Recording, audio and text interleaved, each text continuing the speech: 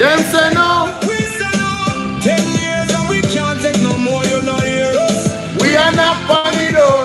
Homeless, time to go. From Kingston to Nairobi, The people say so. We tired, we hungry, we don't really show. Homeless at time. 10 years, you say. 10 years, you say. 10 long years and look how Jamaica stay. Look how Jamaica stay, bro. No light, no road, no food, power. People just a suffer, yo. People are suffer. While Andrew live great. You stand up on the platform, Smile wide and proud. I tell we about prosperity, But we can't see it all now. hurricane come through and left the people here. Oh, 6 months later, Queen Candy asleep under the hill. Your JLP friends them build high rise, road still full of wood. House pocket to a field, Like the nation lose its soul. hospital overflow, picnic can't get bed. Oh, School roof a leak, but you and Juliet, well fed. you always have excuse, always pass. The blame Every time something wrong, it never go. in your name. Jamaica a drown and you claim you're unclean. Biggest actor in our politics we ever see. Honest, time to go, time to go. The people, Yes, we say no. 10 years, 10 years, you say. 10 long years and look how Jamaica stay. Go Jamaica stay, bro. No light, no road, no food. Yeah, man, you're up, man, you're up, you're up, you're up, you're up. And share up the life, like up the life. While Andrew live great. You stand up on the platform, Smile wide and proud. I tell you about prosperity, But we can't see it all now. hurricane come through and left the people here. Oh, 6 months later, them still out there. asleep under the hill. Your JLP friends them build high rise, road still full of wood. House pocket to a field, Like the nation lose its soul. hospital overflow, picnic can't get bed. Oh, School roof a leak, but you and Juliet, well fed. you always have excuse, always pass. The blame Every time something wrong, it never go. in your name. Jamaica a drown and you claim you're unclean. Biggest actor in our politics we ever see. Honest, time to go. Time for the people. Them say no. We say no. 10 years and we can't take no more. You know hear us. We are not funny door. Homeless, time to go. Time for go. From Kingston to Nairobi. The people we show. We tired, we hungry, we done with it. Homeless, and time to go. Farmer can't afford to plant food, price reach the sky. You're bringing the poverty while your own people cry. We born you, we grow you, we bleed for this land. But Andrew at the top won't extend the man. You talk about vision, you talk about plan. But 10 years later, we still can't Understand? corruption report, London, nobody charge. The people pocket small, but the scandal them large. Who's crack up parish council? Country became done and it just. My God. Corrupt government. My God. Liberate the people. Where man say a while ago? If the head of the stream is corrupt, the entire river will be also. Jamaica, you hear where man say a while ago? Now we go, yeah, we bleed for this land. But Andrew at the top won't extend the man. You talk about vision, you talk about plan. But 10 years later, we still Now understand? corruption report, London, nobody charge. The people pocket small, but the scandal them large. The people pocket small, but the scandal them large. Scandal back a scandal back a scandal. No, pull up that. Pull up that. Pull up that. Pull up that. 10 long years and look how Jamaica stay. Oh, Jamaica stay, bro. No light, no road, no food, power. People just a suffer, yo. People are suffer While Andrew live great. while Andrew live great. Eh? One, two, no man. Wake up. Like and share the video. Wake up, Jamaica. I tell you about prosperity, But we can't see it all now. hurricane come through and left the people people here. Oh, 6 months later, them still out there. asleep under the hill. Your JLP friends, them bill I rise. Road still full of wood. House pocket to a field. Like the nation lose its soul. Hospital overflow. Picnic can't get bed. Oh, School roof a leak, but you and Juliet, well fed. Like and share up the life, people. always pass the blame. Every time something wrong, it never go. In your name, Jamaica a drown and you claim you're unclean. Biggest actor in the politics we ever see. honest, time to go. Time to go. The people, Then say no, we say no. 10 years and we can't take no more, you know, hear us. we are not on the door. Honest, time to go. Time to go. From Kingston to Legree, The people say no. Hey. we tired, we hungry, we done with the show. Honest, time to go. Farmer can't afford to plant food price reach the sky. You're bringing the poverty while your own people cry.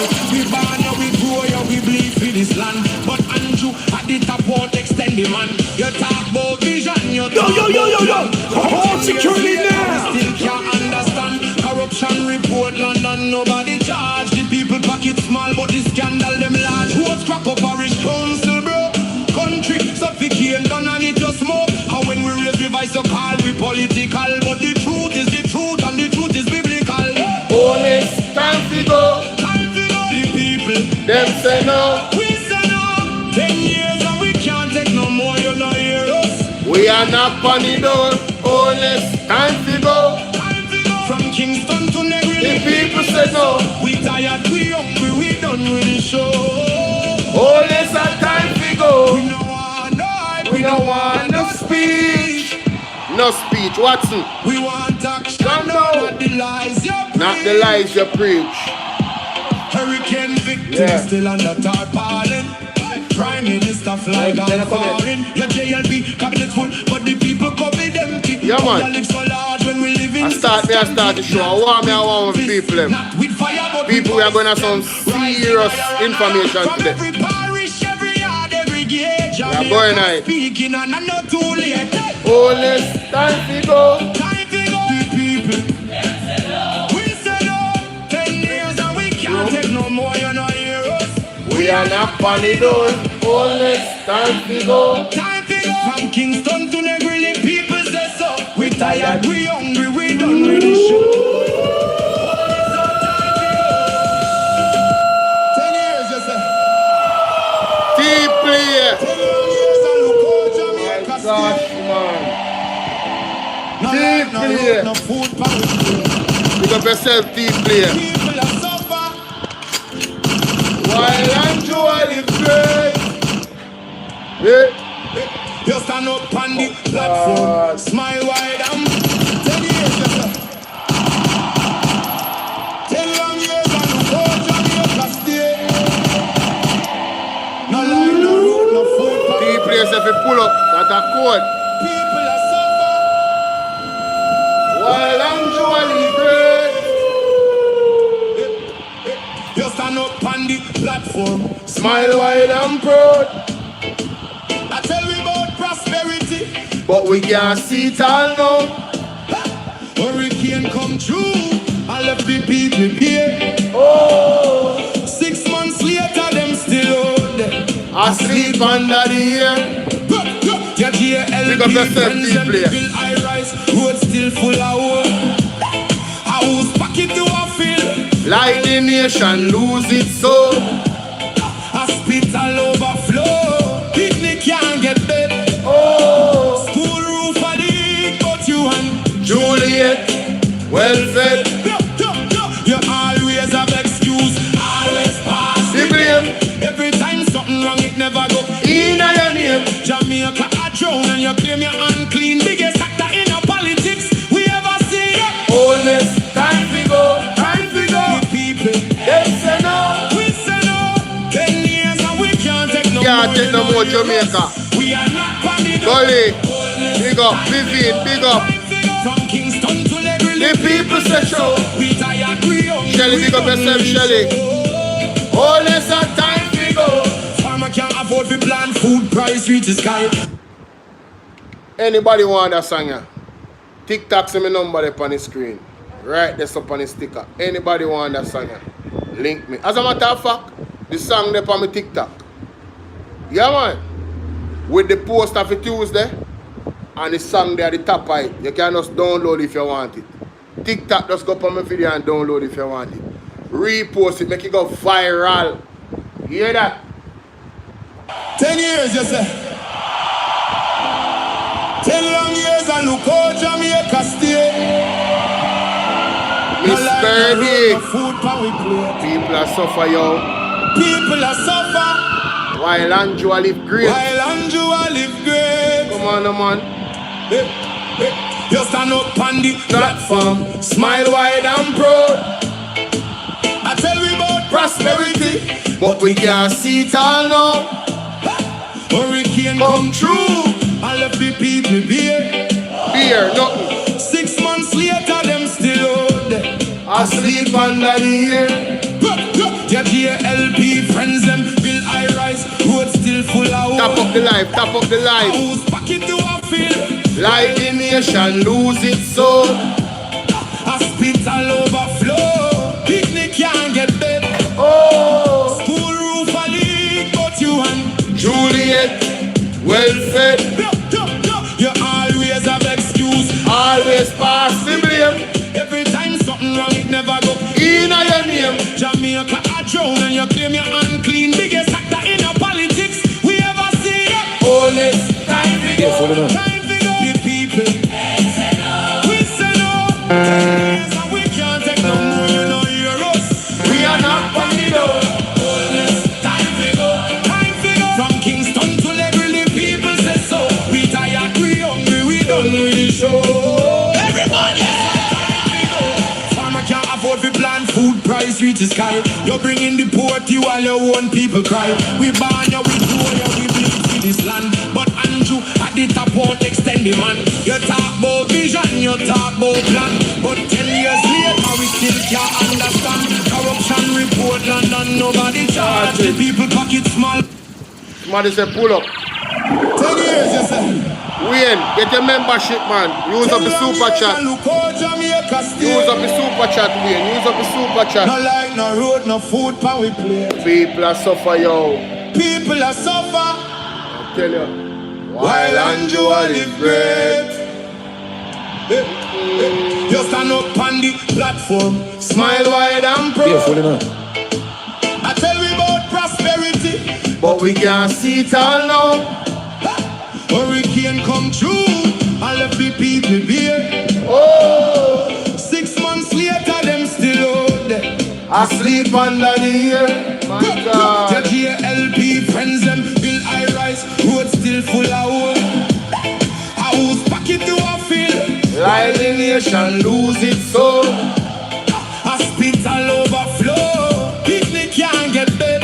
Tap up the screen, TikTok. Let's go. 50K likes. Let's go. Juliet, Well fed.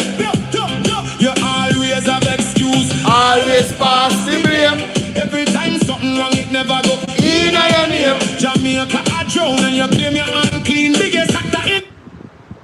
When has Andrew ever take credit for anything wrong? Him take credit for everything right. But when has he took blame for anything wrong in the country? The man go as far back as 20 years ago, 100 years ago, 60 years ago, 50 years ago. The man never take blame for no. Hey, me say every element of that song. Last some big up yourself. Me I pull you up for you again. Me I pull you up for last some again. Last some in the building, ladies and gentlemen. 10 years, you say. 10 years him say. 10 long years and look 10 years. And look how Jamaica stay. Come on, No man. light, no road, no food, pan we No food. People are suffer. Oh God, man. While Andrew live What great. you tell me, say? You stand up on the platform, Smile wide and proud. I tell we about prosperity, But we can't see it all now. hurricane come true, all of the people beer. Oh, 6 months later, them still out there. asleep under the air.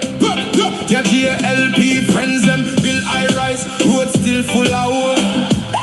House nation lose its soul. Hospital overflow. Picnic can't get bed. Sonia, School roof a leak. Benny, big up. Juliet, well fed. You always have excuse. Always pass the blame. Every time something wrong, it never go in your name. Jamaica a drown and you claim you're unclean. Biggest actor in your politics we ever see. All this time we go. Time we go. The people, them say no. We say no. 10 years and we can't take no more. You know hear us. We are knock on the door. All this time we go. Time we go. From Kingston to Legree, the people say so. We tired, we hungry, we don't really show. All this time we go.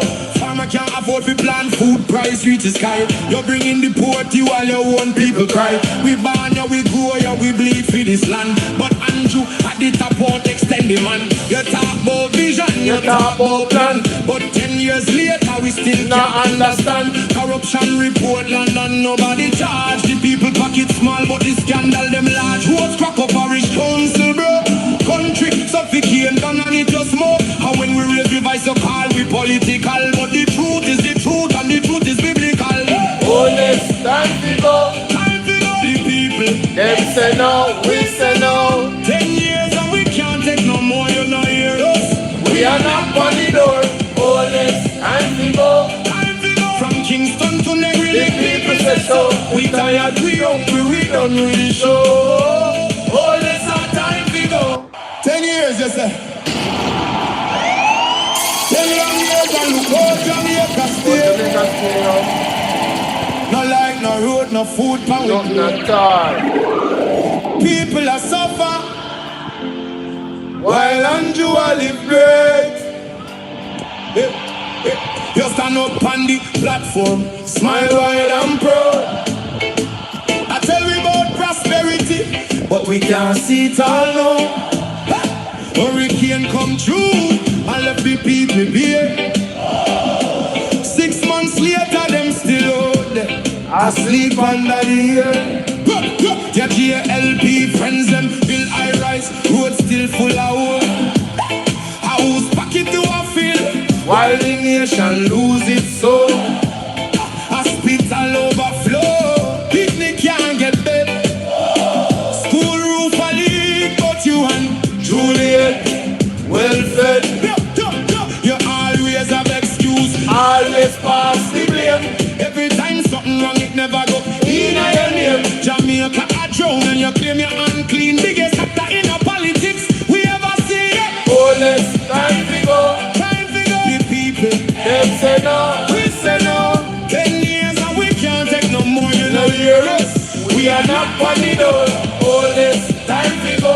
Time to go. From Kingston to Legree, the people say so. We tired, we hungry, we don't really show. Honest, time to go. Farmer can't afford to plant food, price reach the sky. You're bringing the poor to all your own people cry. We born ya, we grow ya, we bleed for this land. But Andrew at the top won't extend the man. You talk about vision, you talk about plan. But 10 years later we still not understand. Corruption report London, nobody charge. The people pocket small but the scandal them large. Who's crack up parish council bro? Country suffocate and it just smoke. And when we raise the voice so call we political. But the truth is the truth and the truth is biblical. Time to go. Time to go. The people, them say no, we say no. 10 years and we can't take no more, you know hear us. We are not on the door. Time to go. Time to go. From Kingston to Legree, the people say so. We tired, we hungry, we done with the show.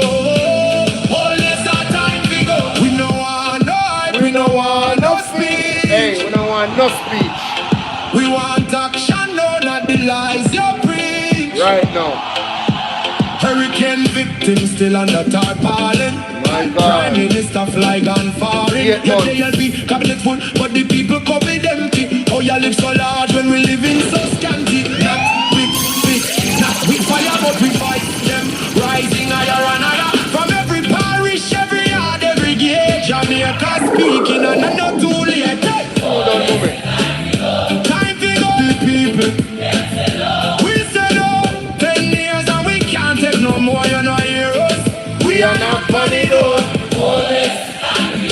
Time to go. From Kingston to Negril, people say so. We tired, we hungry, we done with the show. Oh, yes, our time to go. This one is for every Jamaican. We can't afford feet. We are sleep on cardboard.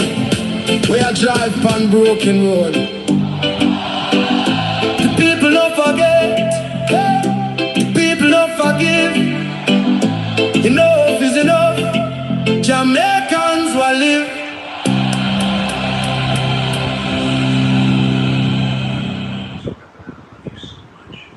Ladies and gentlemen, top of the morning, top of the night, top of the evening, top of the day, wherever you are in the world, globally. So brother Bolo and I we in this space again. Today, we are going on an exploration mission. See? And it's the IC versus the Jamaica Labour Party. And it's not because the Integrity Commission chose violence. It's the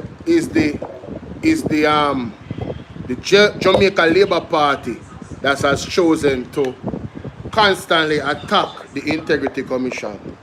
And I'm going to say this flat out and clear. The Jamaica Labour Party is a bunch of cowards. And let me tell you why. They know that the IC cannot come out and defend themselves. They are absolute cowards. Please like and share the video. The way of the law states, the Integrity Commission cannot come out and talk about anything where cases are concerned. So you see when them discredit them and I try to discredit them and I say, oh, them not credible, and as long as it come from them and all of this nonsense, they know exactly what they're doing, because the Integrity Commission in this sense is their hands are tied behind their back and there's a tape over their mouth and there's an anchor upon their ankle and then show them underwater. So here we go on.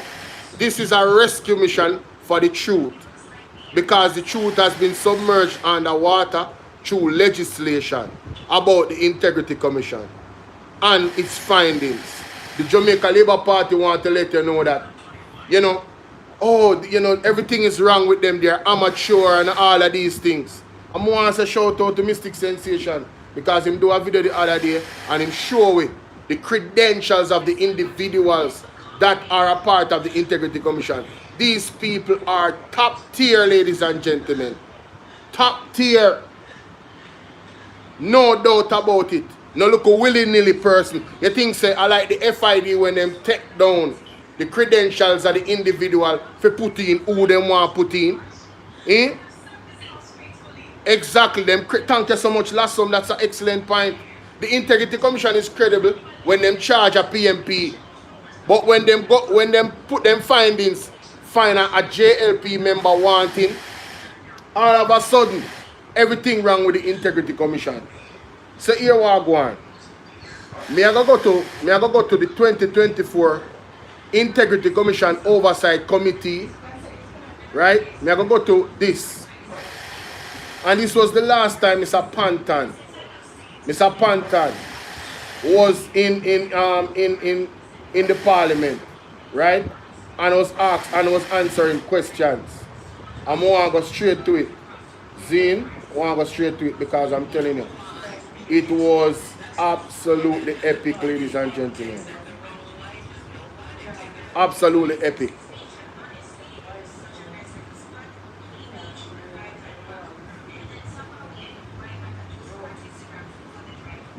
I want to this. Oh shoot. Just not want it. We did plug out the box a while ago. Report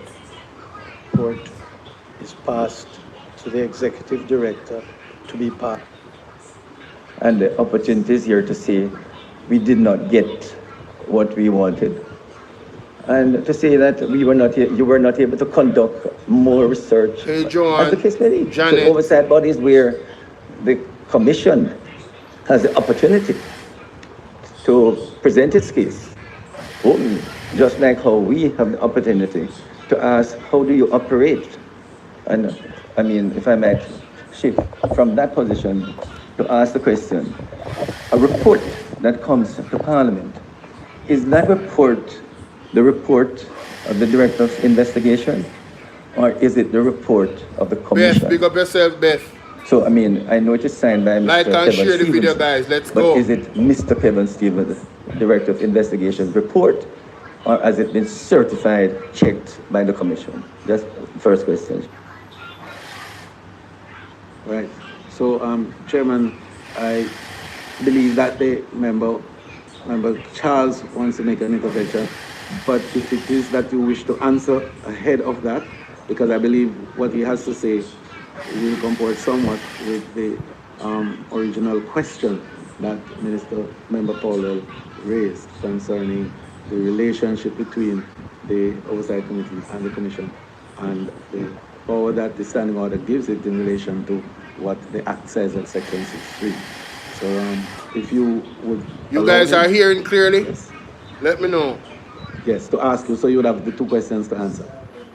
Or if you wish to answer directly to this one and then you go... Parliament, sometime the audio week in a parliament. Yes, a report that What's up, Ryan? to Parliament. It's the report of the Director of Investigation. That's how it's done in the law. The law provides for the Director of Investigation to investigate and to report. The report is passed to the Executive Director to be passed to the Commission. The Commission looks at the report and tries to ensure that there are no misstatements, but it's not the Commission's report as such. It is the Director of Investigation, and we, according to the law, are the body that are supposed to pass it on to Parliament. So it should not be thought that the report is one crafted by the commissioners. Not at all. But at the same time, we ensure to make sure that the Director of Investigation is acting within the law. So that is an important clarification. The Integrity Commission, the Commission itself makes sure that the Director is acting within the law. The report itself is not necessarily can be said it's the Commission's report. No, it is the DI report. Listen again, because it's important to understand how things work, right? And I want to question then the action at 2024. So you see this smearing campaign on the Integrity Commission, we are end that today now. You know, like and share this video now, ladies and gentlemen. We are going to end at the facts we are bringing to the table. All right? Report is passed to the Executive Director to be passed to the Commission. The Commission looks at the report and tries to ensure that there are no misstatements, but it's not the Commission's report as such. It is the Director of Investigation, and we, according to the law, are the body that are supposed to pass it on to Parliament. So it should not be thought that the report is one crafted by the commissioners. Not at all. But at the same time, we ensure to make sure that the Director of Investigation is acting within the law. And thought is one crafted by the so according to the law, are the body that are supposed to pass it on to Parliament. So it should not be thought that the report is one crafted by the commissioners. Not at all. But at the same time, we ensure to make sure that the Director of Investigation is acting within the law.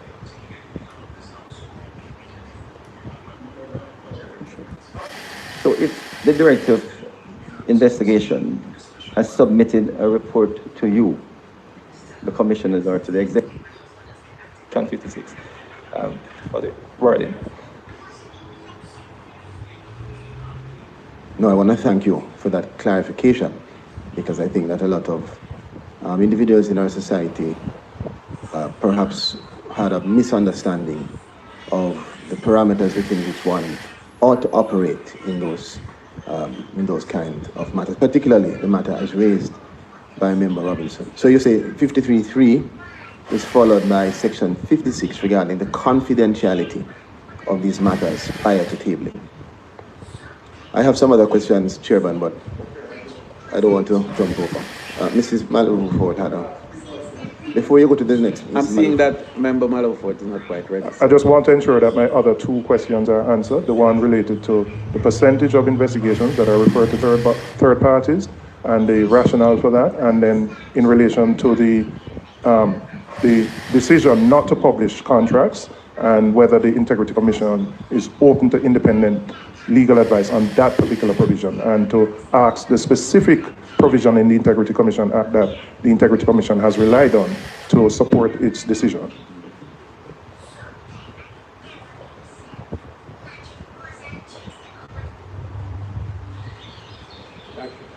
Thank you, Chair.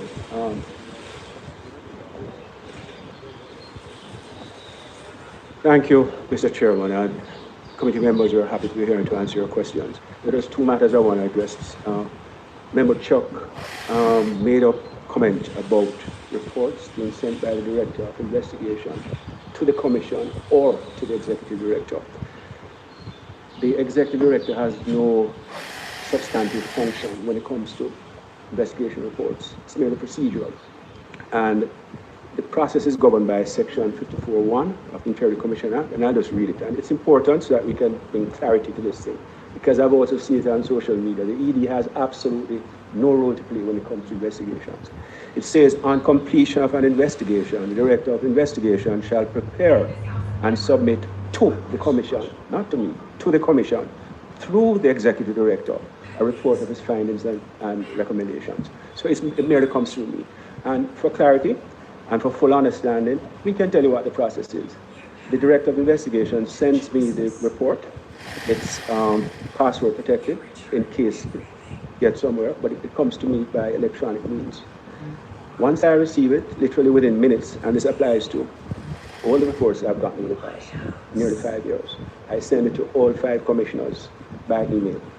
And then via another means, which I will not disclose, I send the password. And that's all I do. He sends to me, and I send to all the commissioners, and I copy him so that he knows that it has been sent to the commissioners. And he would have provided me with the password by another means, and I will send that password to the commissioners. That's all I do. And then once the commissioners decide, in keeping with Section 54(4), that the report should be tabled into Parliament, they instruct me to proceed. And then the cover letters that you see, which accompany the investigation reports, I sign on behalf of the Commission. That's it. So, Member Chuck, I hope that clears it up. So it's not that it comes to me or the Commission. It's always going to the Commission, but through me. The third question that Member Robbins asked, I can address that. Member Robbins asked about the QCA reports. These are quarterly contract award reports. I had developed that concept back in 2006 when I was Contractor General. And the Office of the Contractor General during my tenure and subsequent to the end of my tenure under the stewardship of Mr. George Harrison, I'd continued to publish these on a quarterly basis. And I can tell you that up to now, in 2024, so it's 2006 to 2024, we're still getting the information from public sector agencies. And a report on that is actually the Director of Investigation, under whose portfolio that falls, still reports on it. Because remember, the Director of Investigation has assumed all the functions that the former Contractor General had. So public bodies, you'll be happy to hear, still provide that information on a routine basis, but we don't publish the database as we used to. And we stopped publishing it after we consulted among ourselves within the Commission as to whether or not the continuation of the publication of the database would violate Section 56. Now, Member Robbins, you said 53. 53 doesn't concern the QC, it's 56. And we hear references to the gag clause, which is 53.3, which speaks to a prohibition not to talk about investigations until the report they're on a table in Parliament. But the thing about it, the irony about it, is that Section 56.1 is much wider in its purview than 53.3. If you didn't have 53.3 under 56.1, you couldn't do what 53.3 says you can't do. So it's 56, that's a relevant section, and I'll read it for you. Subject to Section 42.3b, and 42.3b is a section which requires the Commission to publish the annual summary statutory declarations, or a summary of the statutory declarations of the Leader of the Opposition and the Prime Minister. So it says, subject to that, every person having an official duty under this act, which means all of us, commissioners and employees, or being employed or otherwise concerned in the administration of this act, you're now to call a concerned person, shall regard and deal with as secret and confidential. Then it specifically addresses certain categories of items, and then it has a catch-all, or what lawyers will know as a just a generous clause. It says, shall regard and deal with as secret and confidential all information, statutory declarations, government contracts, prescribed license, and all other matters relating to any matter before the Commission, except that no disclosure made by the Commission or other concerned persons in the proceedings for an offence under this Act or under the Perjury Act, by virtue of Section 17.2 of that Act, shall be deemed inconsistent with any duty imposed by this section. So in a nutshell, what it does is that it prohibits or it requires all employees of the Commission and the Commissioners to regard as secret and confidential any of the matters listed here, including government contracts or any other matter which is before the Commission. Now I've heard talk that a matter is only before the Commission if it goes out, but it's very clear. It says any information dealing with statutory declarations, government contracts, license, or any other matter before the Commission shall be treated as secret and confidential. And subsection 3 of that section makes it a criminal offense, punishable by fine or imprisonment for any of us to do that. Now, Chair, I agree with Member Robinson. Jamaica, when you hear that, I open our listening now. This is a class and you listen. So the Integrity Commission under 56.1 or 56A where you talk about, them cannot talk about nothing in regards to nothing what they might investigate. So the Integrity Commission is mummed. The evidence, whatever they put out, that have to speak for itself. Right? So they have to be very careful, and there's a prisoner fine business about it. So the Integrity Commission can come out and defend themselves. No more go to this famous clip right here. And then come back to that. Check this out. The services of Jamaicans to maintain poverty.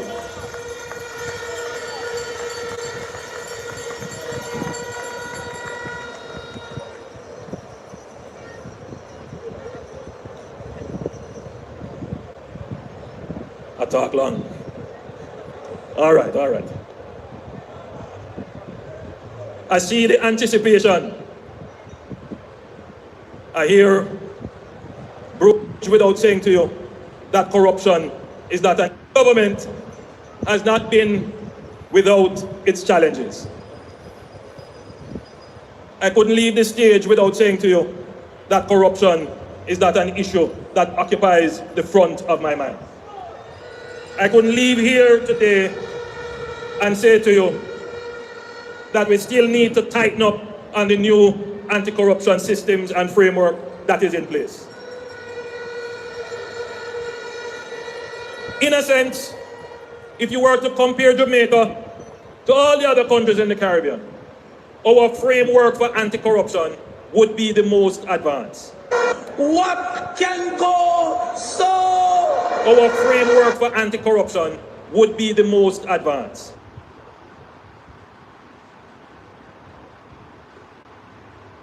I'm dead. Caribbean.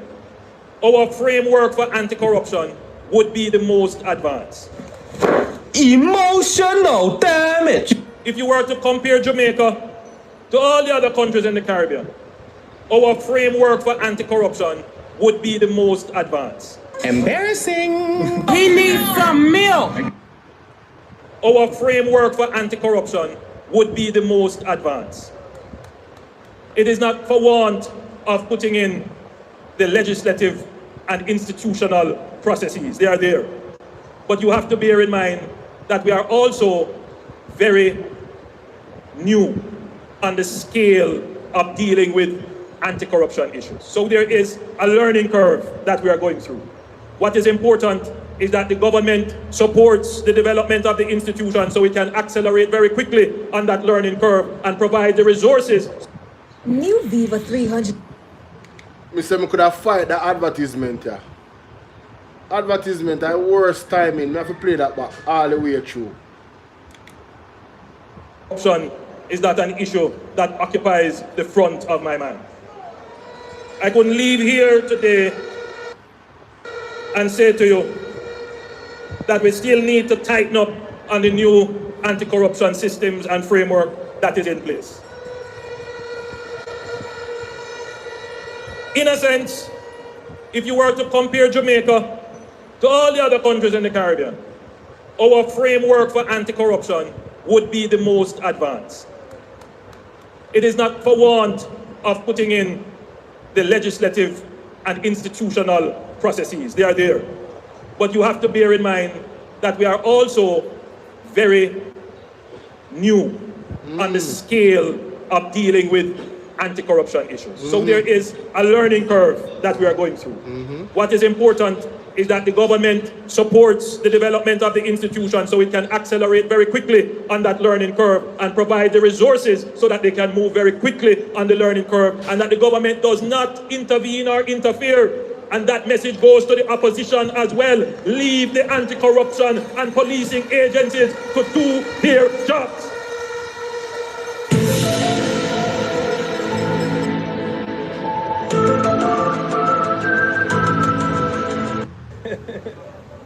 Fully done.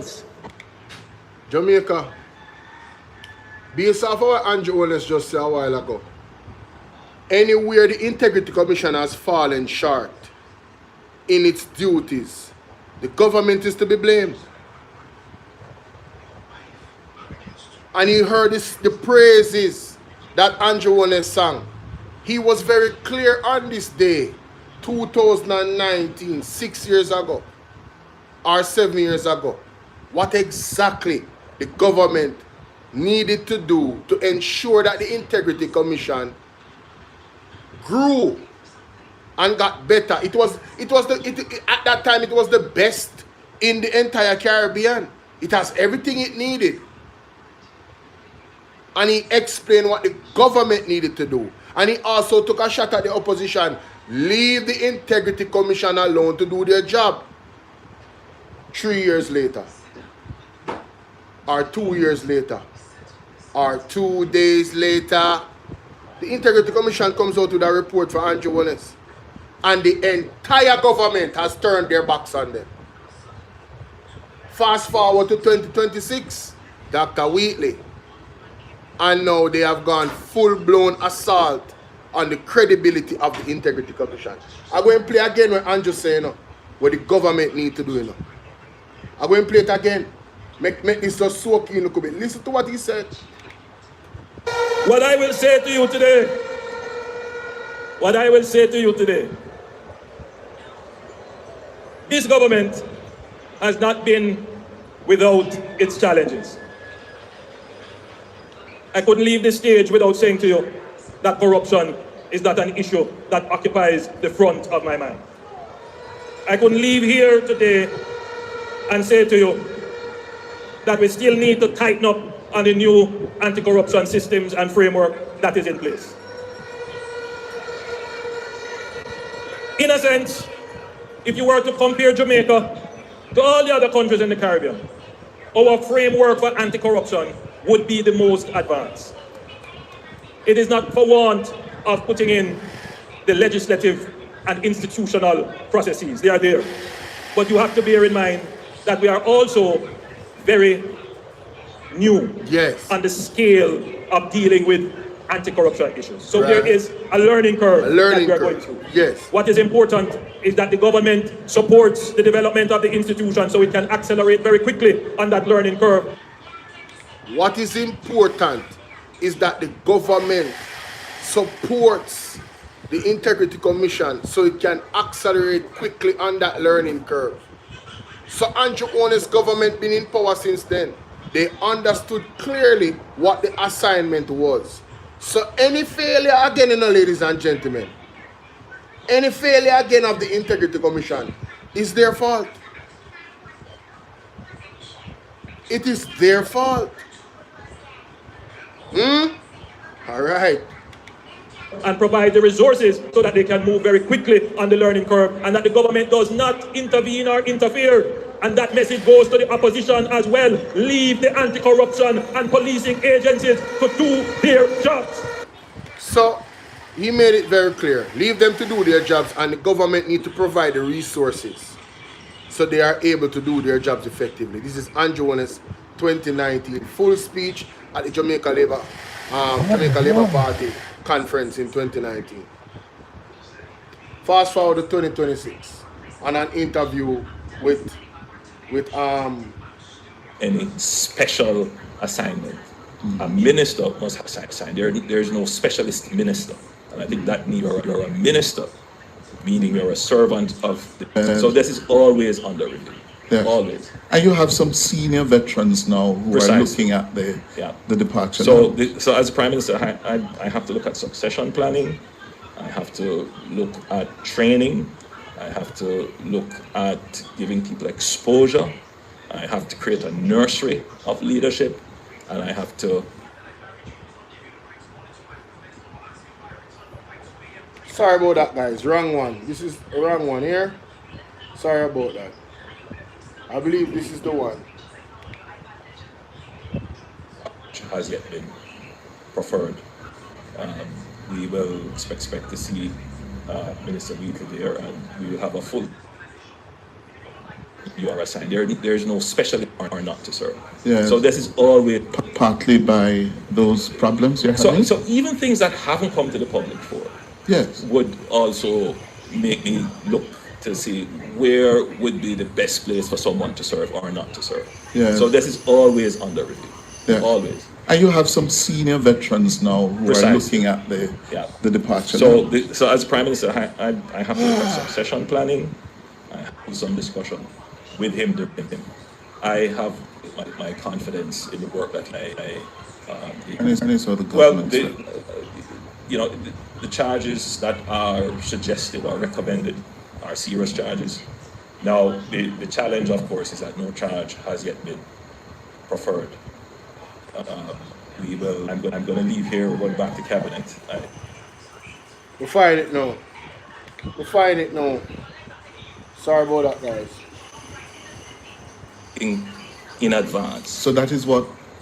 And she would have suggested, in the sense of the TCN, the workers, take them for a year, and they're figuring out what. And so where is the video? I want them to take it down. Are still being negotiated. So how did that issue of Minister Marks so let me quickly let me quickly a explain. diplomatic note? Let me quickly explain. States or whichever other countries.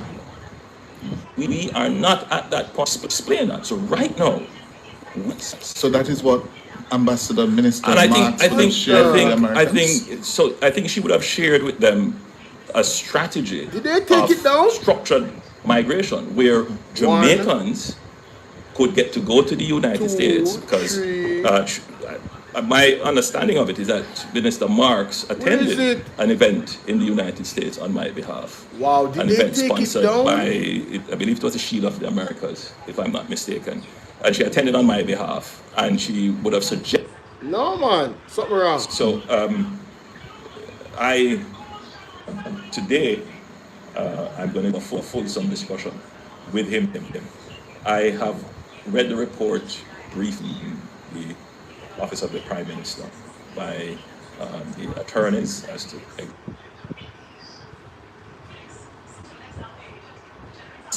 Always something that I must do. Yes, always. Yes. And this not just now.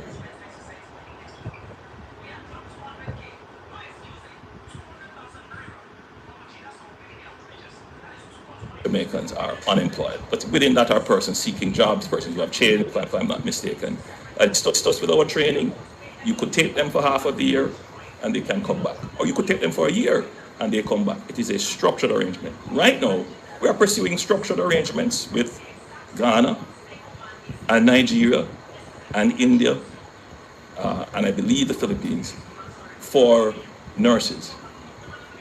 We have had a structured migration program with Cuba where we have had the Cuban doctors for many years and nurses. So tell me, Mr. Prime Minister, So we are looking to expand that structured migration program. So Jamaicans can go, foreigners can come, but we are not at that point yet. Okay. Yes. But given the recent history,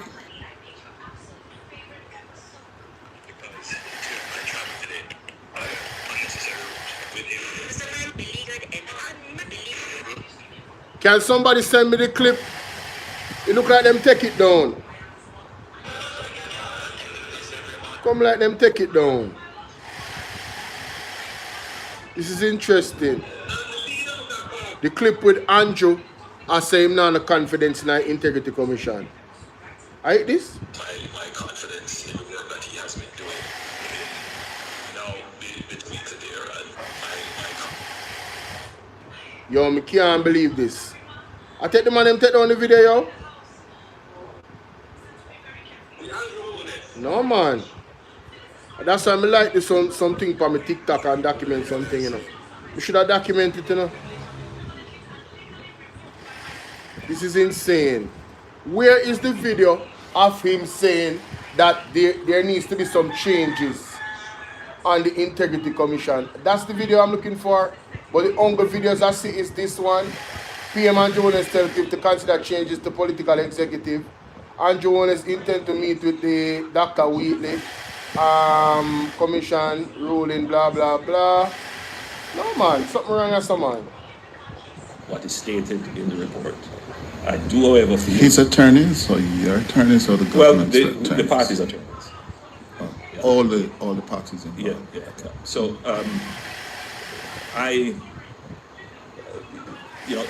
the charges that are suggested or recommended are serious charges. Now, the challenge, of course, is that no charge has yet been preferred on him. So, until that point, we will observe the situation. Today, I'm going to leave here, run back to Cabinet. I expect to see Minister Wheatley there, and we will have a fulsome discussion with him directly on the report and what to expect in the future. Or yourself, man. If you don't take it down, that no. Thank God for other platforms. You understand? Thank God for everybody that is checking out everything that is going on with this case. Let me see for this one. Yes, but it can be used, you understand, to say, okay, all right, if we are going to make these people citizens, it's simple. If they become citizens, they now have the right to vote. On the learning curve, and that the government does not intervene or interfere, and that message goes to the opposition as well. Leave the anti-corruption and policing agencies to do their jobs. Lies that they told about Phil, you understand, and how they're trying. Does he still retain your confidence as a cabinet minister? Dr. Wheatley retains my confidence in the work that he has been doing in the Office of the Prime Minister, particularly in AI and cyber and these other areas. As it relates to the report that was tabled on him, I have read the report briefly. I have not a chance to go through it. I do intend to be briefed by the attorneys as to exactly what is stated in the report. I do, however, feel... His attorneys, or your attorneys, or the government's attorneys? The party's attorneys. Oh, yeah. All the parties involved? Yeah. So, the charges that are suggested or recommended are serious charges. Now, the challenge, of course, is that no charge has yet been preferred on him. So, until that point, we will observe the situation. Today, I'm going to leave here, run back to Cabinet. I expect him directly. Given what happened, then reappointed him. So you will recall that in the Petrodram affair, there was any report or ongoing then. The Integrity Commission is a necessary about investigation. It seems to me that the PMP would know more about investigations than I do. We'll find it. And that raises the issue, do you have confidence in the Integrity Commission? And me make sure so me record this too, you know. Because they can't believe so me can't find it. Wagwan Asgold, big up yourself, Colin, Island Girl, Linford, no, not Linford, Lincoln, big up yourself, Lincoln. Thank you guys for being here. Share up the live for me. Alright. Let me just yeah, I definitely need to record this. I don't want to not have this again. Alright, so big up Mystic Sensation. The PMP would know more about investigations ongoing. I am not aware of investigations that are ongoing. It seems to me that the PMP would know more about investigations ongoing than I do. And that raises the issue, do you have confidence in the Integrity Commission? The Integrity Commission is a necessary agency to tackle corruption in Jamaica. I believe there are changes that are necessary for it to become more effective. You haven't said yes or no. I believe there are changes to make it more effective. So as of this moment, do you have confidence in it? I believe there are changes that are necessary. It needs fixing. Precisely. And this is not just my opinion. I believe. So it needs funding, not fixing, funding. Yes. So Jamaica, you heard Andrew for yourself. Andrew only said that they need fixing. Because I took so long to find that clip, I need to refresh those who are here memory of what Andrew Holness said about the Integrity Commission in 2019. This government has not been without its challenges. I couldn't leave this stage without saying to you that corruption is not an issue that occupies the front of my mind. I couldn't leave here today and say to you that we still need to tighten up on the new anti-corruption systems and framework that is in place. In a sense, if you were to compare Jamaica to all the other countries in the Caribbean, our framework for anti-corruption would be the most advanced. It is not for want of putting in the legislative and institutional processes. They are there. But you have to bear in mind that we are also very new on the scale of dealing with anti-corruption issues. So there is a learning curve that we are going through. What is important is that the government supports the development of the institution so it can accelerate very quickly on that learning curve and provide the resources so that they can move very quickly on the learning curve, and that the government does not intervene or interfere. And that message goes to the opposition as well. Leave the anti-corruption and policing agencies to do their jobs. So, listening to Andrew Holness, dear ladies and gentlemen, it is clear, again, whatever fault is of the Integrity Commission in their operations, it would be the fault of the government. Because he knows that they are the ones who would have to give them the resources necessary to function effectively. Right? So, them putting down the Integrity Commission is really them putting down themselves. And tell me if you agree with me, based off of the evidence so far. Not true, Momo? Them putting down the Integrity Commission is literally them putting down their own government. Because they are the ones in power.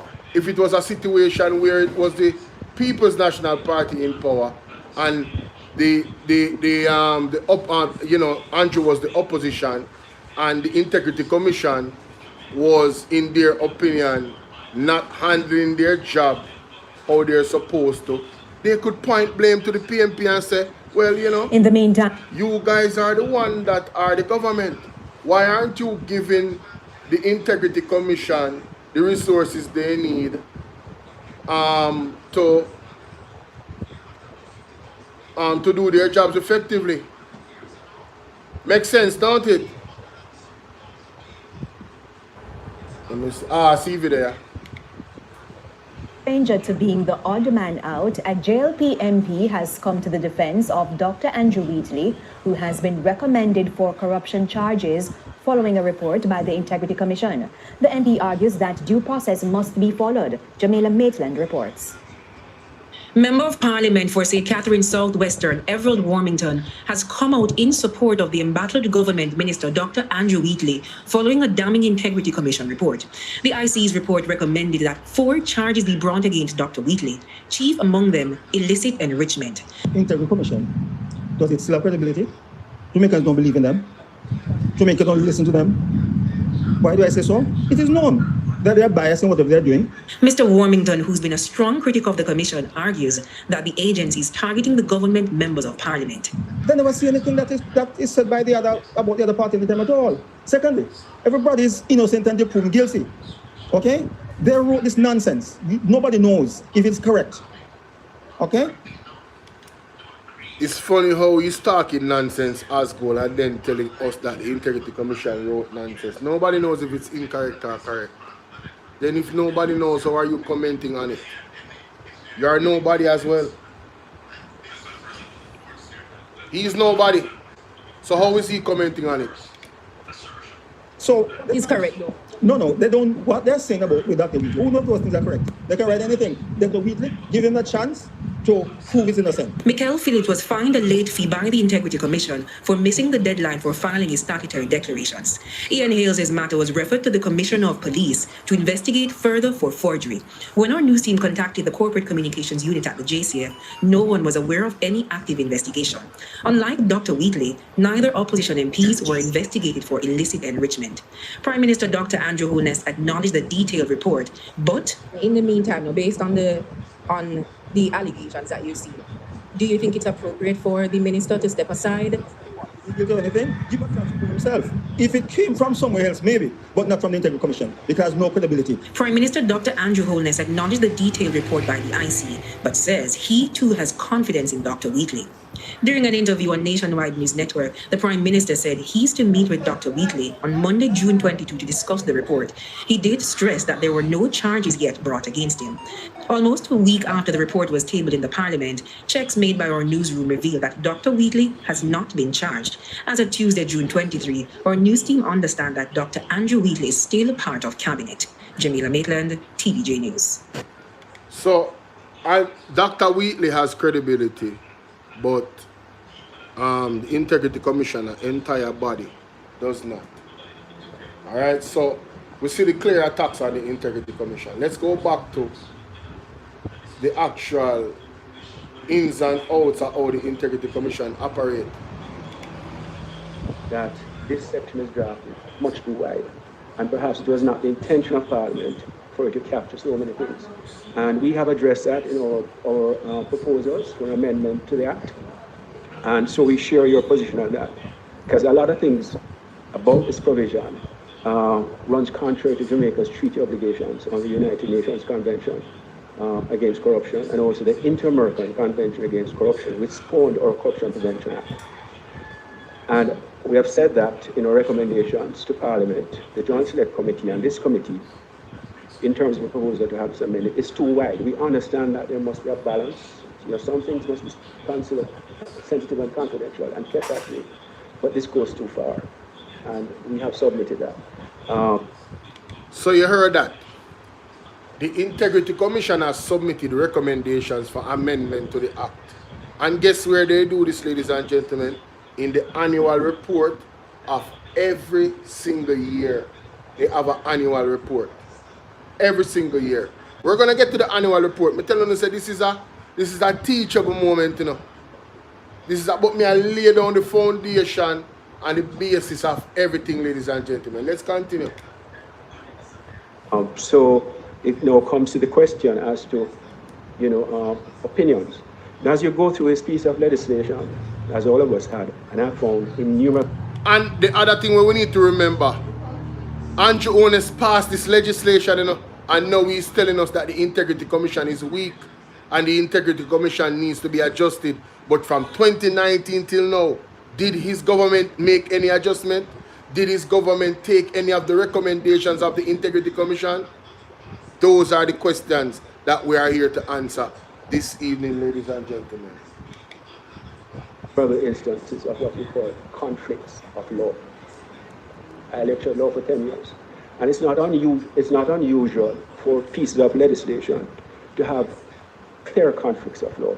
And Mr. Chairman, this is perhaps one of the reasons why it's very important to have this process and the Joint Select Committee process, where we review the legislation to identify those possible conflicts, where you're looking at things that you know this could never be. You pointed out one earlier, Section 63A, which says that the Commission shall not be subject to the direction of any authority. And I gather that someone else on that side is saying something else. These are clear conflicts. Yeah, say that. In the reader. So it's important that these things are brought to light. Get me some taps now, guys. TikTok, nobody get mean with me because I'm not interacting. And decide exactly what is it that Parliament wants and then to amend the law. You're going to have conflicting interpretations. We've heard one, you know, that sort of thing. But I think these are provisions which are ripe for consideration and they are ripe for review and amendment for Parliament to reflect actually what it is that they want. But as our chairman said, we believe in the rule of law and we try to reflect that in our work. And as I said, we did not just get up one day and say that we're going to stop publishing the databases. That database has over, I think, $250,000 contract award entries, running into over $1 trillion. Someone pointed out on social media recently that the GoJet site replaces that. It can't. Our database, they've been tracking contracts to award it from May 1, 2006, and that's almost 20 years. And it's freely searchable by any member of Parliament, any member of the public. No member of the public can just go on the GoJet site and search for contracts. In any event, they won't find it going back to 2006. Only the Integrity Commission, having assumed the responsibilities and all the data resources coming from the Office of Contractor General, has that information in the repository. And this is very important. It's a great tool for transparency because it tells the taxpayer how their money is being spent. If public body A, you want to track all the contracts it has awarded since 2006 up to now to a particular contractor, you can get it like that and it tells you everything. You can put in all sorts of permutations in your searches. So just a follow-up on this, as have all your questions? All right, let's have that. To the third question, Chairman, through you, Member Robinson has asked for the percentage of cases that have been referred to external entities, as well as what is the rationale for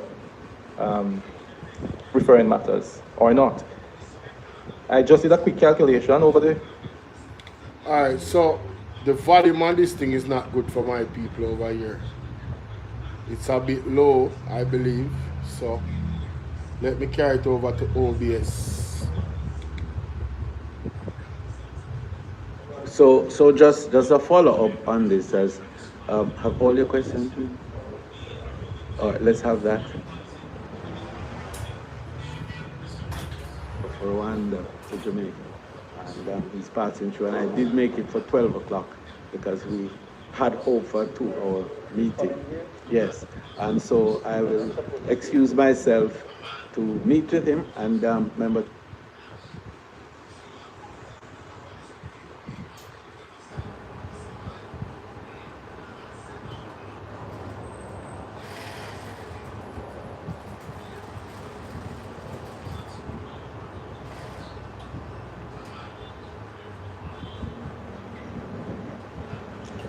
To the third question, Chairman, through you, Member Robinson has asked for the percentage of cases that have been referred to external entities.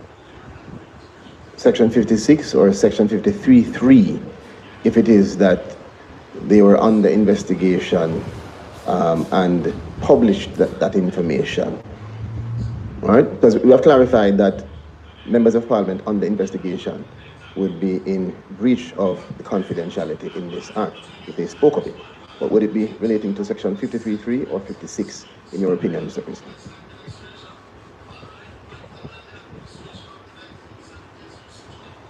I'm sorry, just to indicate, members, that I do have an appointment with the non-resident ambassador for Rwanda to Jamaica. And he's passing through, and I did make it for 12 o'clock because we had hope for a 2-hour meeting.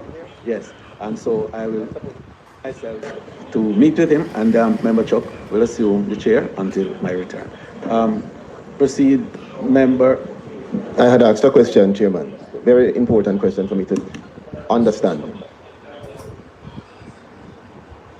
Yes, Chair. Member Charles, I think it's a fair question in the circumstances, given the language of both provisions, as to does it prohibit just members of the Commission, employees of the Commission, or does it extend to other persons? The Commission actually issued a statement with respect to Section 53.3 the other day, when there were some reports from at least one media house about our investigation reports, which had not yet been tabled in Parliament. One report. And the point that the Commission made was this. It says, and this is what it highlighted. I'll read the entire section and tell you what we were highlighting. Onto the table in Parliament of a report on a Section 36, all matters on investigation by the Director of Investigation or any other person involved in such investigation shall be kept confidential, and no report or public statement shall be made by the Commission or any other person in relation to the initiation or conduct of investigation in this act. So it's or any other person. Including members of Parliament. Well, what is Parliament's intention? Parliament wrote the law, or any other person. So what I was asking, Mr. Christie, not to stop you, but I'm under constraint of time, and that's my follow-up to Member Robinson's question, but I haven't posed my question yet. So we are clear now. Members of Parliament on the investigation would be in breach of the confidentiality if they were to expose That's not my response. Okay, guys, what is your response? What is your response, guys? I told you my response. I simply said that we issued a statement which alludes to this phrase, or any other person. You can interpret. Okay, so let me make it clear. Members of the IC and any other person. That's what the law says. Ought not to speak of these matters until they are tabled. Thank you for that clarity. Now on to my question. No, I don't think you're finished. You also asked the same question with respect to Section 56? No, but what I asked originally was whether you would find the constraint on a member of Parliament within Section 56 or within Section 53.3. But you went on to provide commentary on a statement made by the IC around it, which was useful. But you haven't told me if it is that a member of Parliament specifically would be constrained while under investigation in 56 or 53.3. Member Charles, you've asked a question and I provided my answer. All I'm telling you is that the law was written by Parliament, and I think Parliament is the appropriate Your answer is sufficient, no problem. Answer is sufficient. But let me go on to my, So Jamaica, already, Wagwan Atafai Press, already here, so you know, in this, thank you, Mr. Splash Jimmy, know someone in a year so good. So I make sure someone put it on the OBS cars and turn it up to about 300%. But the question I'm asking now, based off of the law says, and any other person, the information should be confidential by the Integrity Commission and individuals and any other person. The man has said, brother, and me write the law. You guys wrote the law. You guys passed the law. So you are the lawmakers. You are the best person to tell me what was the intention of the Parliament when them write the law. You understand? Somebody say I am mute. How am I mute? TikTok, can you hear me? TikTok, can you hear me? Can you guys hear me? If you can't hear me, put a one in the chat. But what me I say? They are the ones that write the law. So how you have to come ask the Integrity Commission to interpret the law for you that you wrote? Make it make sense. You are the lawmakers. And if there's something in the law that needs clarity, you have the power to clear it up and make it more precise. And this goes to what I wanted Will Rattigan to cover, but I know I'm very busy. I don't think him cover it to the pan him sure. Him tell me say I'm not gonna do it still, but I know he's a busy man and I have a whole heap of things, a whole heap of hot topics right now. But when he does, I want him to explore the Hansard, because I've been looking for the Hansard for that particular debate where the members of Parliament debated the Integrity Commission Act and decided on what was actually a loophole, and if they would leave the loophole in the act itself, because it's unfair to the Integrity Commission, you know, for Andrew Holness and in government to be attacking them, you know. They are the one that passed the law. They are the one that said this is good. So now that they are in hot water, right, with the Integrity Commission, now they want to lambast and tear down the Integrity Commission. It is unjust. It is unfair. And they are... Huh? No, mommy. No. Cannot do that. So the Integrity Commission, ladies and gentlemen, it is unfair to the Integrity Commission for these individuals to come now and attack them. You guys wrote the law. Anything wrong with the Integrity Commission Act that needs to be passed, the Parliament can debate it and pass it and have those amendments done. Right? All the aim of the Jamaica Labour Party is to destroy the Integrity Commission altogether. Because remember, Andrew Holness is the one, and anybody want to challenge me on this, please. Any of you in the comment section, any of you lab rats want to challenge me, please just say the word out there. Just type it in the comment section for me, and I will pull up the evidence. Andrew Holness wants to remove the section of the act that deals with illicit enrichment. That is like, there's a law. Imagine there's a law for you to be locked up for unaliving somebody, and you're a lawmaker, and you as a lawmaker is telling the judge, listen, this law that would make me guilty, please remove it. Or make me look guilty, please remove the law. Because I don't want to be investigated. This is our Prime Minister. That's what he done. Simply put, let's continue. The clock, we're watching it. Chairman, I think that the matters before us today and the discussion and the report and issues relating to the Integrity Commission ought to receive more than the time that we have allocated to it. It is of great importance. But I want to say this. Thank you for the clarity in relation to any other person. That includes members of Parliament. But let me go to what I see as an insightful and thought-provoking opening from our chairman of the Integrity Commission this morning, who it is an honor for me to be in the position to listen carefully to what the Honorable Justice Panton said.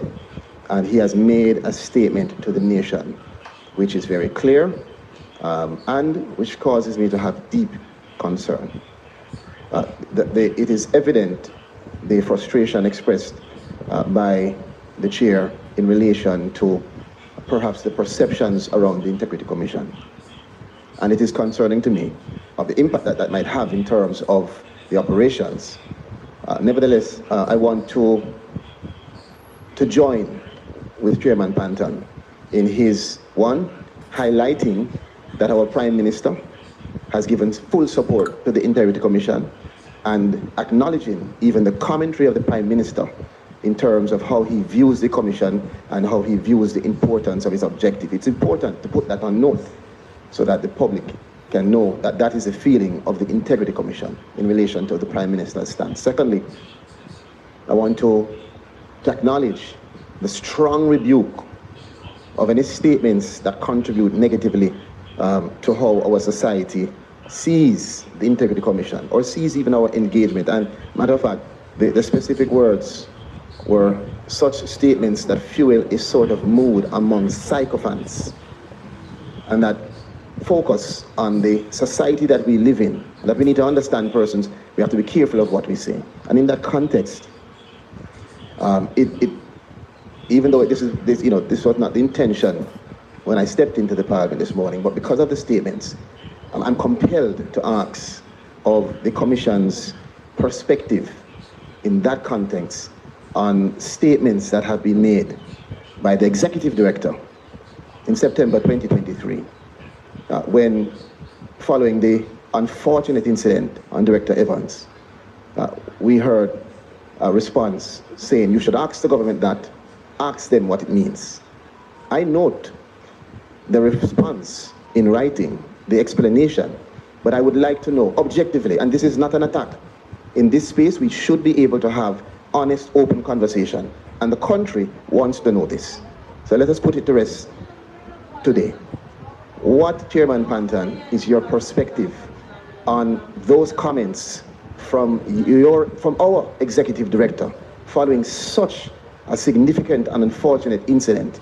Do you consider those statements to be statements that you would categorize as such that fuel a sort of mood among sycophants and statements within the category that we should be careful of because of how the society would view them? Chairman, I'm very interested in knowing that. And in that vein, I have other issues, but I will answer Chairman that first and then move to the other matter. So, ladies and gentlemen, remember that the individual who he's talking about, he got shot at. And on the news clip, he said, ask the government that. Them vexed because it was PMP, write the law, and them run with it. No, but they cannot be vexed, brother. Because remember, they had 49 seats, you know, and they were in power.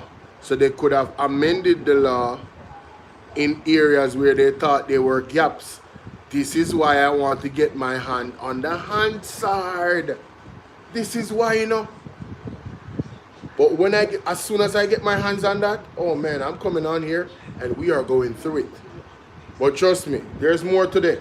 Like and share up the live, ladies and gentlemen. This is not one of those lives where this is about people listening. And if you want to see, come over to Bolo TBV. If you want to see what I'm seeing and not just hear it, come over to BOLO TBV on YouTube. So BOLO space TBV. You can see what's happening on the screen, ladies and gentlemen. Not just here. If you want to have that more engagement, as Bolo said, definitely. Are they going to destroy it to suit themselves? That is their intention, obviously.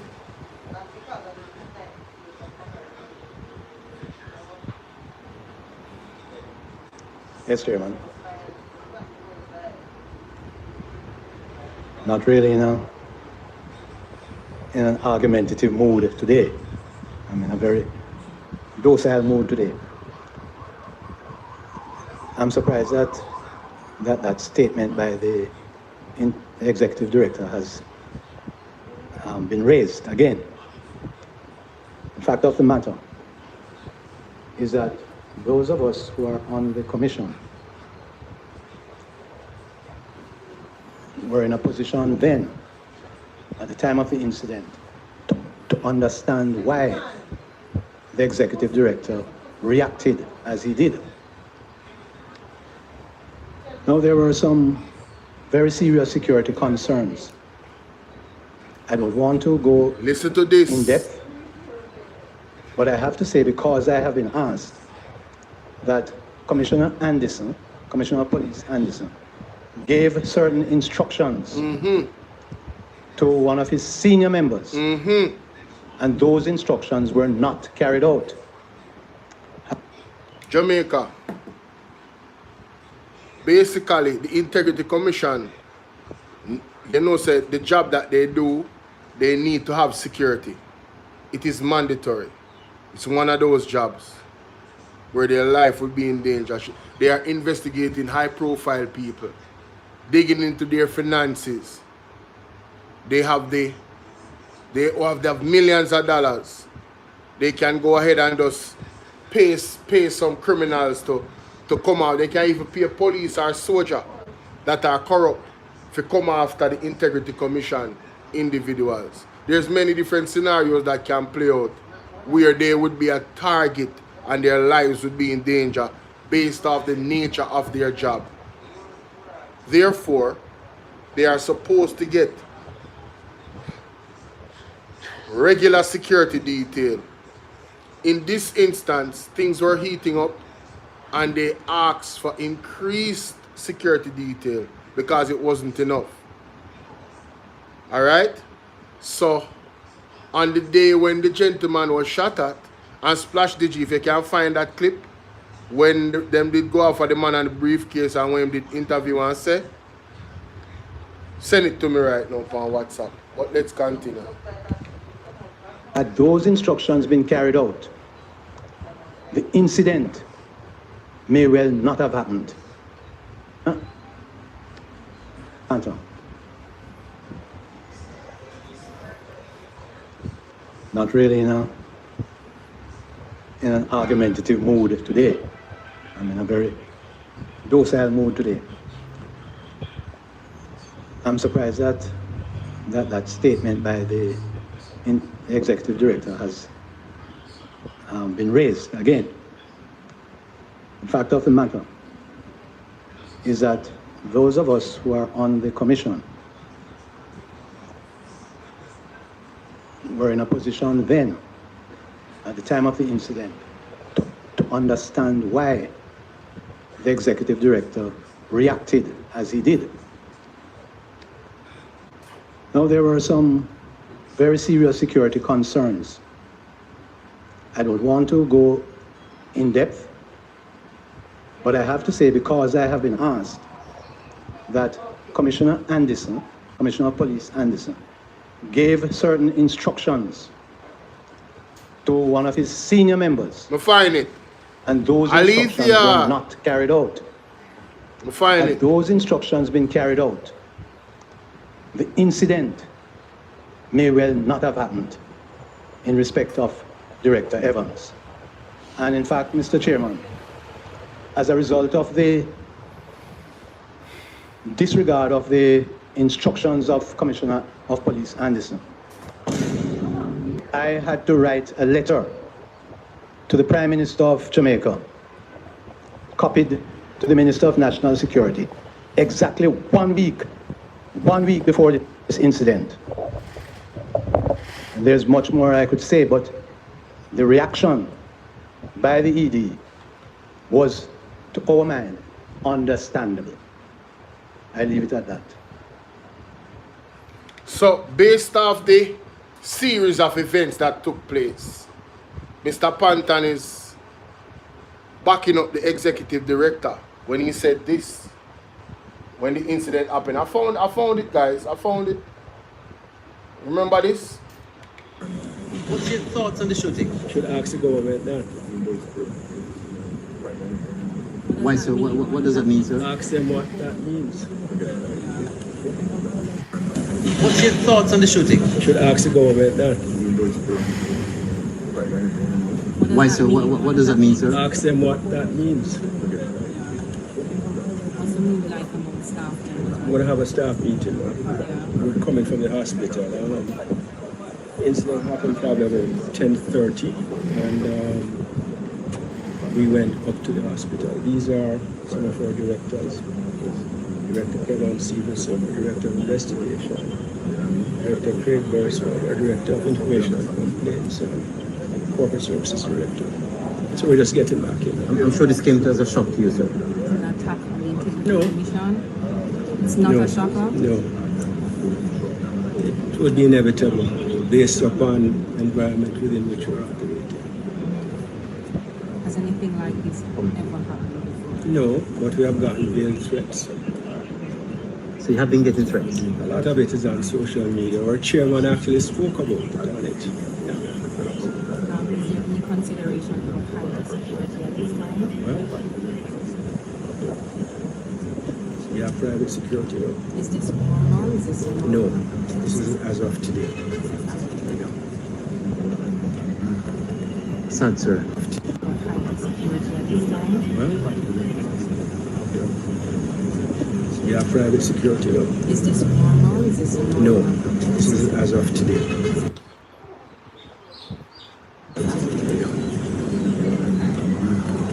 Sad, sir. Sad.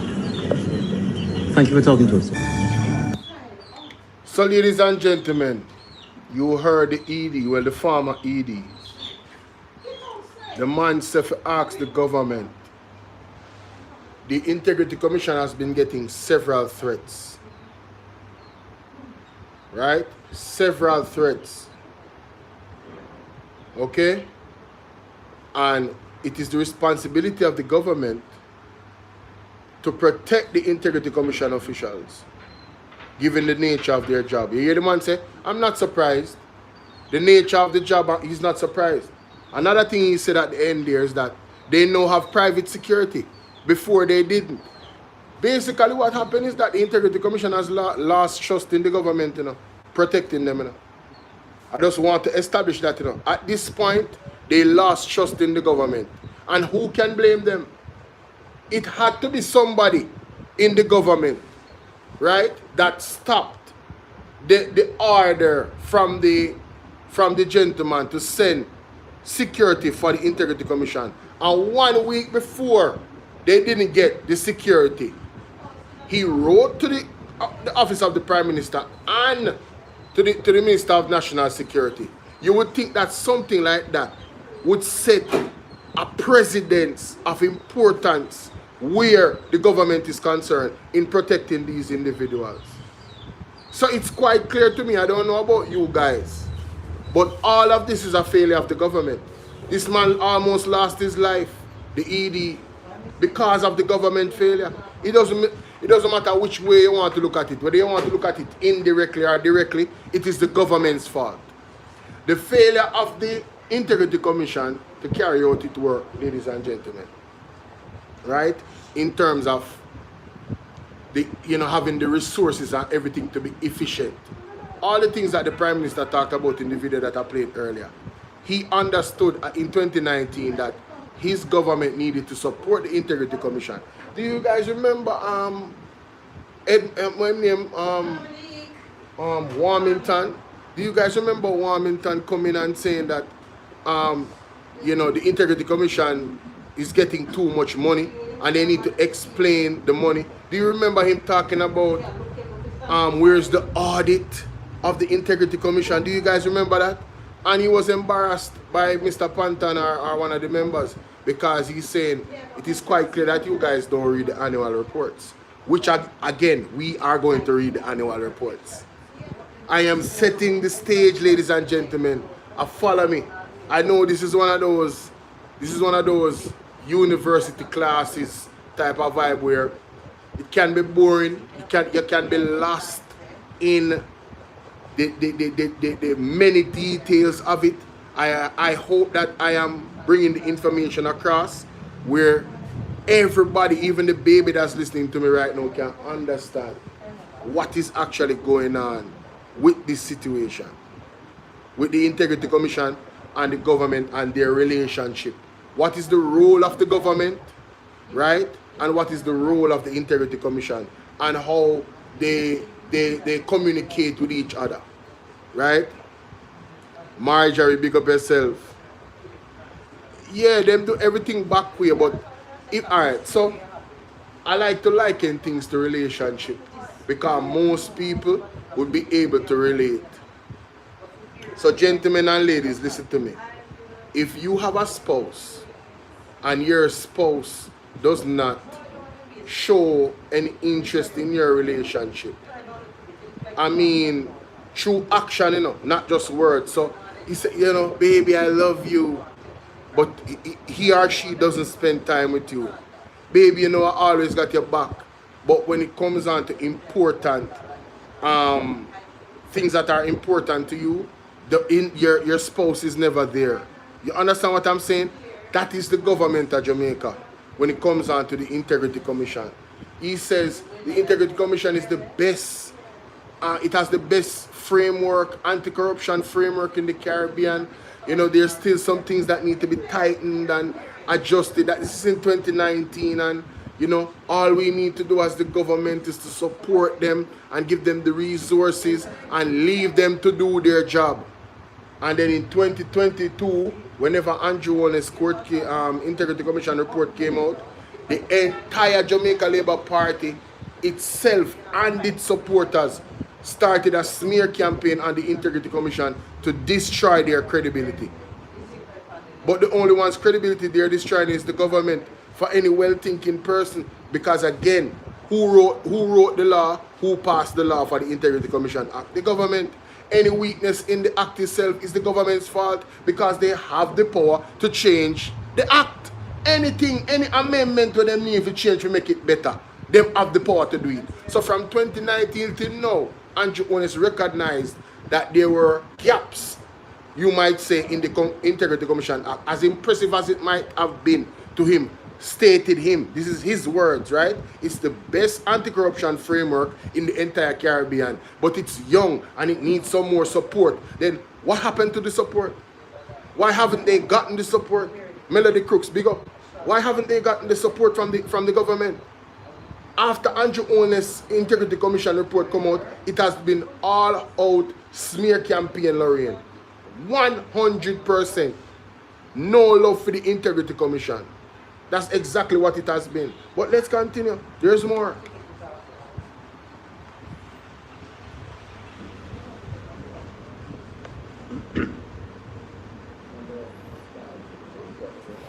I'm not saying anything more on it, Mr. Chairman. Yes. So, well, when the chairman speaks, I know for sure it is final. He's not speaking further on it. But, you know, Chairman Panton, I speak directly to you. Annual report of 2324 and the chairman's opening remarks, the second page, paragraph 8. And I would like clarity on this particular matter. This is the 23 report? 2324 report, the chairman's page 2 of the chairman's opening remarks, the end of page 2. If for the 272 is page 8 of the 272 pages, and it's at the bottom. And I'm going to quote the last sentence written by the chairman, and from my interpretation, there appears to be a bit of a contradiction. And I quote, "Of course, there is nothing to prevent declarants or persons under investigation from speaking on the situation as it relates to them." So I am seeking clarity.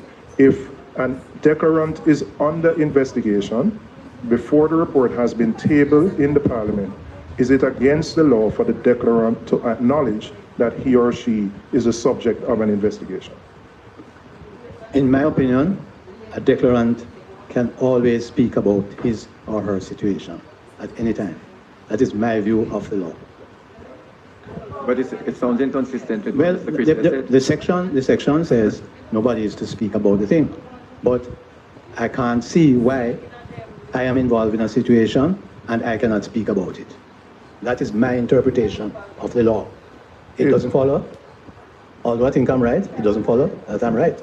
I'm going to ask the chairman, is your interpretation of the law consistent with the Integrity Commission's interpretation of the law on this particular matter? What's the question? If the chairman's interpretation of the law, as written here on page 2 of his opening remarks, if it is consistent with the Integrity Commission's interpretation of the law on this particular matter. It's a very important matter because there have been public comments made that no individual can speak on a matter until it's tabled, even if you are the subject of an investigation. But the chairman... No, I don't share that view. Right. But is that I share the view that the commission and other people should not be speaking about matters as forbidden by the legislation. However, in my view, and as I said, it's my view, that a declarant can speak about himself. I don't see anything to prevent that. Right. That is my view. Right. Thank you, Chairman. Why is this important, ladies and gentlemen? The way how the Integrity Commission goes about its investigation. Individuals that are under investigation for illicit enrichment, they would know at some point, you know. Like Andrew Wheatley. Andrew Wheatley knew at some point that, brother, you are under investigation for illicit enrichment, you know. And that was in 2024. So now, when you look at how it all went down with Andrew Wheatley coming from the Petrojam situation, being removed and fired, and then 2024 he knew that he was under investigation for illicit enrichment, actually came back and was brought back by Andrew Holness. The biggest elephant in the room is How could Andrew Holness not know that he was under investigation? How could he not know? In Jamaica, how could he not know? No, when I read the report, I think it's 2024 was the first time he knew that he was under investigation for illicit enrichment. I did a video on it. I'm just thinking off the top of my head, you know, so that's why I say I think, but I can go and look. I can go back and look, right? Because there's a section of the report that deals with the chronological order of the report itself. And you can see the dates and when, you know, the individual knew that he was under investigation. But the point of the matter is, ladies and gentlemen, whether 2022 or 2024, I believe it's 2024, based off my remembrance of what I read. In 2025, you know, he would have known that he was under investigation. So he betrayed, yeah man, may I check it again, man. He betrayed the trust of the entire Jamaica public. Imagine we were here and it was an election and there were 8 illicit or 12 illicit at the time. And we didn't know who was under investigation. You don't think a election, in an election, a candidate being under investigation for illicit enrichment would be a huge, you know, red flag for some voters. Like, yo, so you can't explain your wealth to the Integrity Commission? Man, I'm not voting for you. There's still some people that have integrity. You understand what I say? But the public soiree of Andrew Holness alone, it would have made the Jamaica Labour Party sink in all of civil society if it was known who the other illicit 8 or 10 were outside of Andrew Holness. Right? So they hid it from us. But all of them that are under investigation, Jamaica, they know that they're under investigation. They absolutely know. And you hear what Mr. Pantan said a while ago? There's no way in the law, based off his opinion, that they could actually go to prison for telling on themselves. So if they wanted to have any integrity at all, to say, listen, I know that I'm under investigation for illicit enrichment. So before I even decide to run, it's best if I stay in the shadows and wait until this thing is cleared up. Big up yourself, woman of God. G Unit, big up. Any person with integrity would actually do that. Right? Any person with integrity would actually do that and say, listen, man, hey, I'm not even going to do this because, you know, illicit enrichment probe is on me right now. And this is going to hurt my integrity because I knew and I still ran for office. And it's going to hurt my party's integrity. You know, it's going to hurt my team's integrity. It's going to hurt everything. So I'm going to step aside. That would be the right thing to do. But when it comes on to being firm against, and let me put up back this picture. This tweet that Andrew Holness put out in 2013. The PM must act decisively by removing Richard Azan as state minister in keeping with her commitment to stamp out corruption. So Andrew Holness, where is your commitment to stamp out corruption? Why is Andrew Wheatley still in office after what, 12 days? Even the PSOJ came out and said this man should resign and go sort out him legal issues. Even the PSOJ came out. You do know how bad it is? The PSOJ is actually supporters of the government. The PSOJ supports the JLP and they are calling for Andrew Wheatley to come out and do the right thing. This is how bad it is. This is unprecedented. It is the first time any member of parliament has been recommended for charges, ladies and gentlemen, where illicit enrichment is concerned. How are you doing, Queen Amina? It is the very first time. It is very significant. It's not any small thing. On my side, can we get the taps up? I've been on here for almost 2 hours and I only have 14,000 likes. That's wild. Like and share the video for me now, please.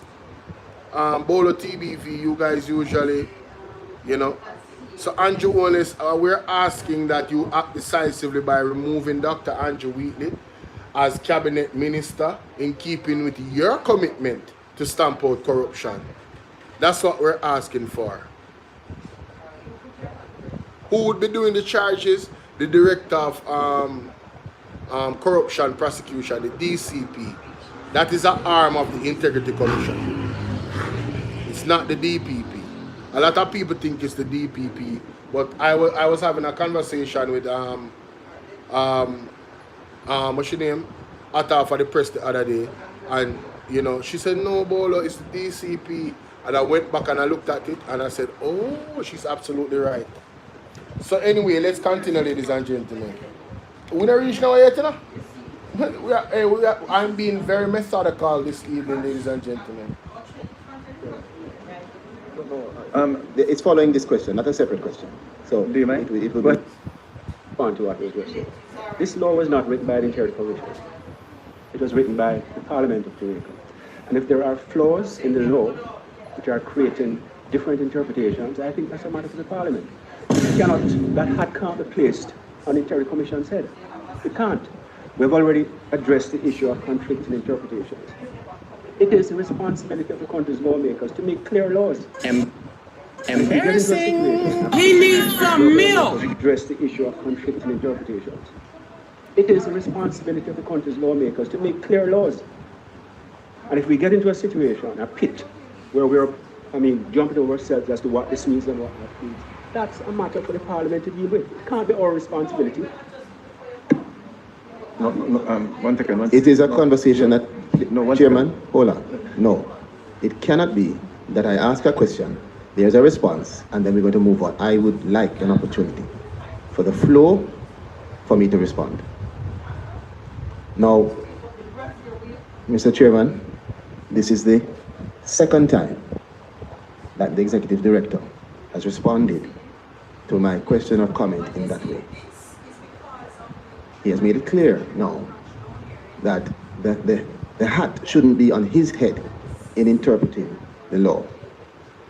Now, if the Executive Director of the Integrity Commission ought not to be called upon to interpret the law which is going to direct his function, who should?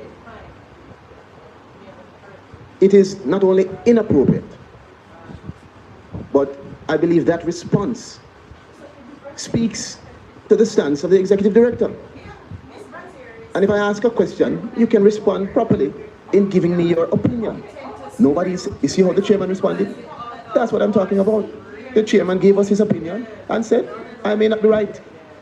The chairman wouldn't look on me and tell us that is for you to deal with. I think that response, the Executive Director, is not in keeping with the tenor of this Oversight Committee and the conversation we're having now. I'm asking again, and hopefully you will be minded to actually give me some insight into how you think, because how you think and what operates in your mind as the Executive Director is critical to my understanding of the operation of the Integrity Commission and the confidence I repose in it. So if you're unable to answer the question, then you tell me you're unable to answer it because you don't know what it means. But I don't think so. You are someone who has taught law. You are a respected attorney at law. You have served more than once in this position. Your opinion is critical. Jamaica, this is where Colonel Charles Jr. got emotional and exposed himself. Nothing that the ED said at the time was wrong. The man is absolutely on point. If there is something in the law that is ambiguous, you have the power to make it clear and cogent. You are the lawmakers. You give directive to where the law is supposed to go and how effective it is. Right? The Integrity Commission is a creature of law and order. They only answer to the court. They don't answer to nobody else. Not even the individuals in a parliament. None of them can bully or talk to the Integrity Commission or direct them in a no way, shape or form. Only the law directs them. So if you want the law to have a clear direction where the stream is going to go, fix the law. Fix The law. Bella, how you doing? Aneta, how you doing? Fix the law. It is that simple, ladies and gentlemen. Millicent, big up yourself. Unique, big up. In him feelings right now. You know, see him go on. Him hot under the collar. It is significant. So let me ask again. Member just before, there's a member who seeks an intervention. Hi, Joanne. To seek intervention in my questioning? Yes, that's what he says. Chairman, I just want to note that I was a member of this parliament when this law was passed. And I clearly recall what the intention was. It is to guard against people who are being investigated, being prejudiced. That person can waive whatever protection that he or she might have under the law. It is to ensure that investigations are done in secret, so that the person who is being investigated can have that secrecy preserved. But that person can waive that secrecy anytime by saying, I am being investigated and here are the facts. And I don't see anything wrong with that in terms of the general Chairman, can I just say that the comment from Member Paulwell is irrelevant as a point of order. It has no bearing on the question that I'm posing. He will have an opportunity to speak. Can I finish? I accept what you say in your... Listen. So, obviously, Andrew Honesty sent Colonel Charles Jr. in another meeting now. If he come antagonize the Integrity Commission. But he might make an ass of himself right now. Total blabbering ass of himself. Because Mr. Paulwell was there when the law was being debated. And the intention of the parliament was this. And that should clear everything up with the question that I'm asking now. The intention of the law was to protect the individual himself, right? In terms of secrecy where the investigation is concerned until things came out through the tabling of the report. Now, if the individual wants to waive that right, again, going back to what Mr. Panton said, which he was a judge at one point, ladies and gentlemen, so he's pretty good at interpreting the law. In his opinion, he said, well, how would that individual be breaching the law when the information that he's talking about is about himself? It makes no sense. So it's very, very clear. But Mr. Colonel Charles Jr. is there to be combative. You understand? That's all he's there to do. That's what he was sent there to do. And he's very upset about the comment that the ED had made at the time about asking the government. And I've heard Talking Mind TV say it. And I want to ask the question, Colonel Charles Jr., do you know anything about that situation? Why were you so aggressive where this questioning was concerned when you directed it to the ED? It's very interesting. Very interesting indeed. In all fairness, I accept what you've said. What is right to intervene is to be respected. I respect it, but I'm commenting on his right. In terms of your own interpretation. And yes, I have a right. I have a right to respond. And in the middle of my questioning, can you please finish? Yes, you ought not to obstruct it.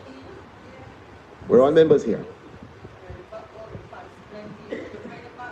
And I get the impression, Chairman, this is a serious matter, And no, but why I'm saying this? You have Jamaicans right now listening to us who are confused. So when I ask a question, it is not to attack anybody. I'm not sent here to be friendly. I'm sent here to be effective. And the question, and this is it. Even me asking this, Member Paulwell is saying you're being defensive or offensive. I'm not being offensive. What I'm being is brother, you're absolutely being defensive. Everybody that has an eye can see your body language has changed. Normally, you're cool, calm, and collected, but on this day, you were outside of your element. It's quite clear. Even your head start get shiner, though you're angry. Because more blood start flow there, you get angry, I get vexed. You're bothered. Man, rub you the wrong way with him answer. But that have nothing to do with the man. I hear feelings that control your feelings. The man answer was on point. If you want the law to change the law. Hi, curious, thank you. If you want the law to change the law. It's very, very simple. Minister, what you laugh about? Make you a joke. Probing. And maybe because of my legal training, it is not meant in any personal way. I am probing a matter. And I draw the comparison in how our chairman responded, expressing his own perspective and respectfully saying that he could be wrong. And I can respect that kind of response. But I don't accept that as a member of this committee, I can ask a question and it is said, you who wear the hat, not me. That couldn't be acceptable, Chairman. But let me ask. Hey, may I tell you, say, you see the ED, I don't want a soft brother, and then you see my look on perennial Charles. Go and run off your mouth, man. I we done talk to you already. And if he asks me a question again, at the same answer I'm going to give. Nothing will change. You are the government. If there's an ambiguity in the law, fix the law.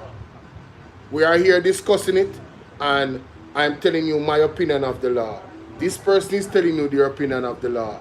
If everybody has an opinion, that means the law is a broad language law. It's quite clear. It says any other person. Any other person. What does that mean in the law? It means any other person.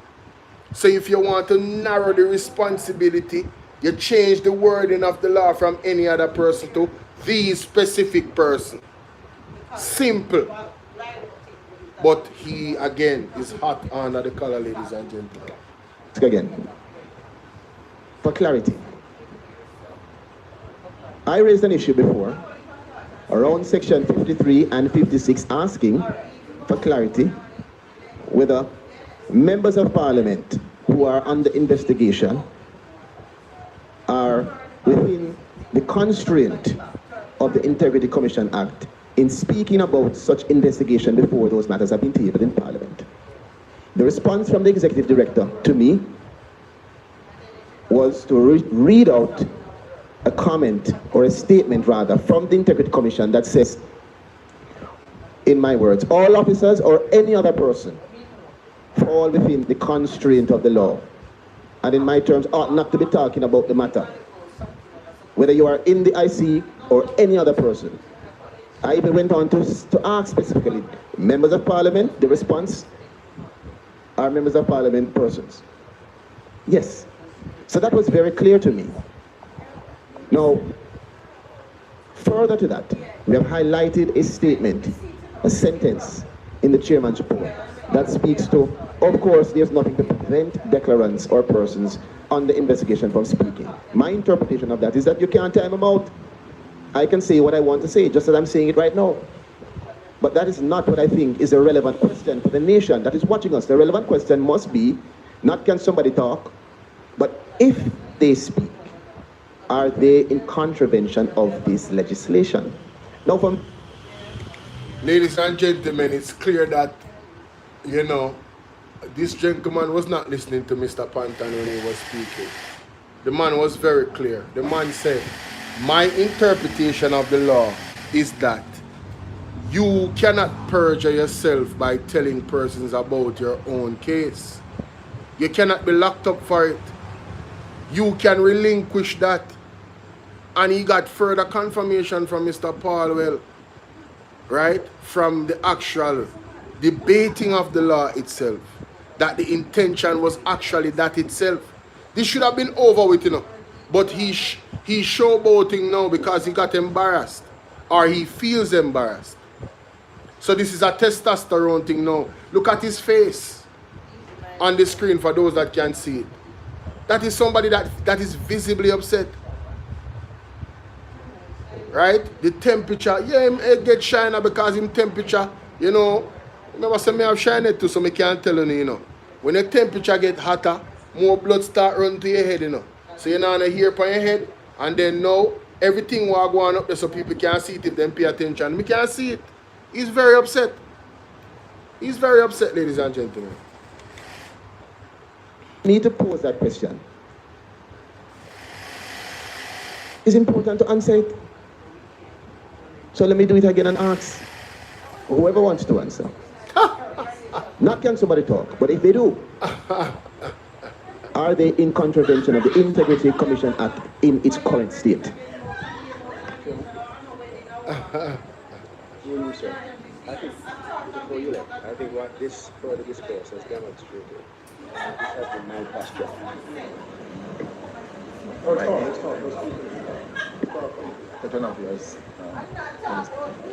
Yeah, thanks.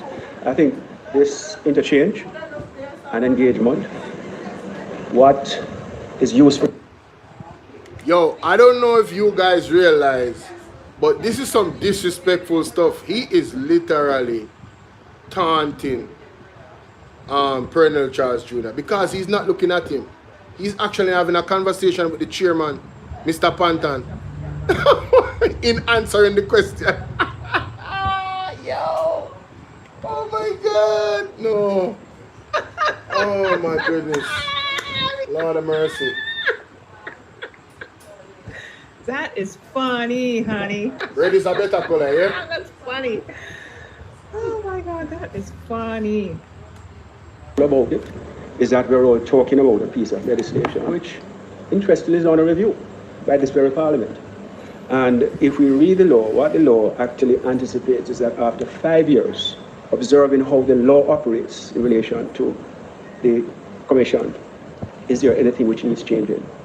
No, it should not come as a surprise to anyone that there are going to be conflicting interpretations insofar as some provisions of the legislation are concerned. And to me, I don't see why that should cause any level of consolation. I think where we are right now is that we have identified a number of provisions which are capable of more than one meaning. They are equivocal in meaning. And you want to get to a point where you are clear, you're unequivocal in meaning. And I don't think we should be seeking to pin anyone on a particular interpretation. Interpretation A or interpretation B. When we look at the rules of interpretation, legislative interpretation, one rule that you look for, there's a literal rule. AKI selfish. AKI Aki selfish.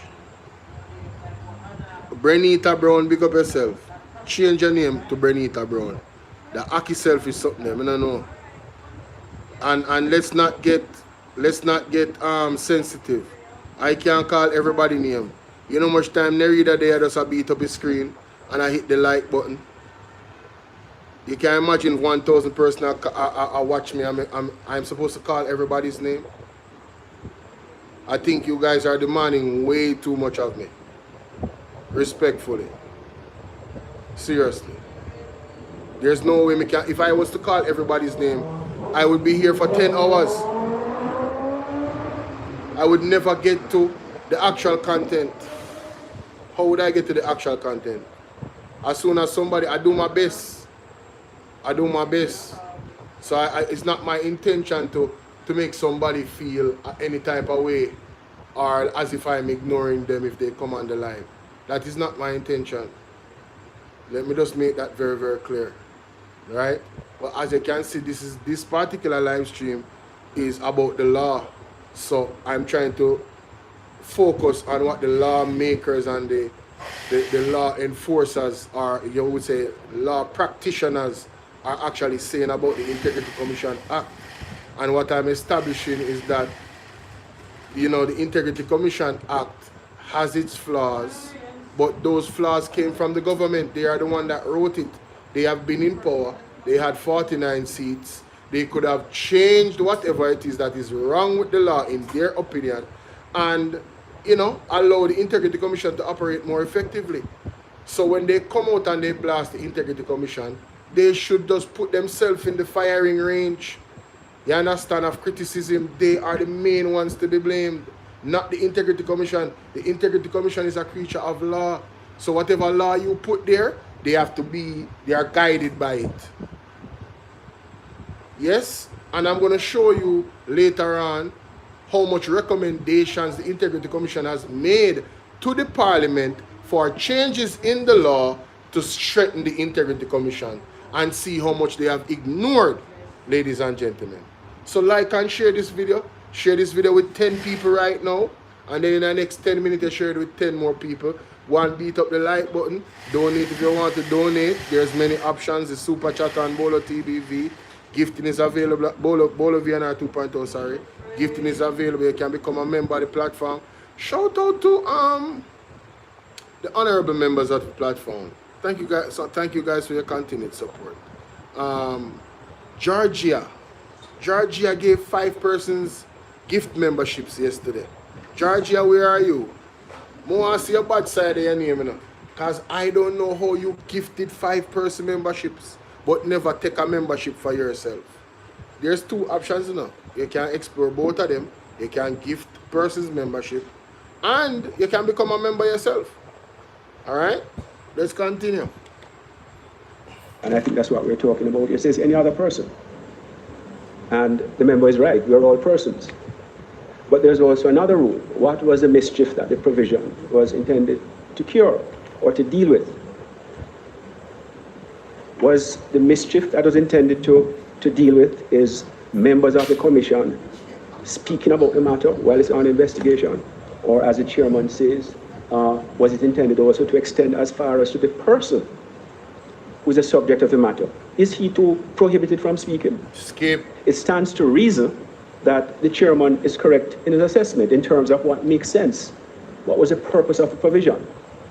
The member across the floor, he is hanging his hat on any other person. And that's what I read out. And I read it out in the sense that this is what the law states. Now, what do you, the lawmaker, mean by that? And yes, sir, there are members of the public who are listed, and they are confused. And I think right here, it is for us to get rid of that confusion. So I'll just say this, and I've said it before, and I'll say no more. We have identified another provision, which is not unequivocal in meaning. And Chair, with respect, this is another matter that I think should go to the Joint Select Committee of Parliament, if you should so determine. And again, I repeat, it's our lawmakers who make the law. They're not infallible. And this is why we have processes like this, review processes. We're not infallible either. And as I say, this process serves good reason, a good public purpose, to identify errors. It may not have been Parliament's intent to say it this way. Madam Malhu Ford pointed out that, despite Section 6.3a of the Act, which says that the Commission shall not be directed by any person or authority. Parliament is an authority. This committee is an authority. And the words are very explicit. They are unequivocally clear. But yet in another provision of the Act, it says that you're accountable. And there's no one on this side who would say that we're not accountable. I've said it several times in this chamber, that we hold ourselves accountable. And we come here to answer your questions and to work with the committee as best as we can. So, Chair, I'll rest it, and I hope the member understands my position. I'm not here to answer questions in a way that satisfies anyone. That's not me. I will give you my answer to a question as I see it. We have identified another provision in the Interior Commission Act which requires address, and I leave it at that. Except... What am I telling you to say? Oh, Mr. The man just rubbed salt in our wound a while ago and answered a question the same way with more emphasis. Oh my God, bro. I can tell you, President Charles Jr. was sweating today, boy. He was sweating today, boy.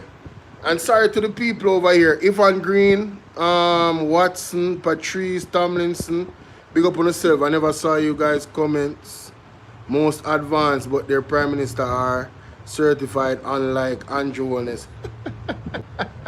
I see what you did there. I see what you did there. Yeah, man. Wow. Except I just wish to point out that the explanation that you give raises a lot of questions about just how we have operated and functioned, referencing the law and the issue of the interpretation that we may have on the one hand, and the interpretation that the other, particularly the declarants, might have on the other hand.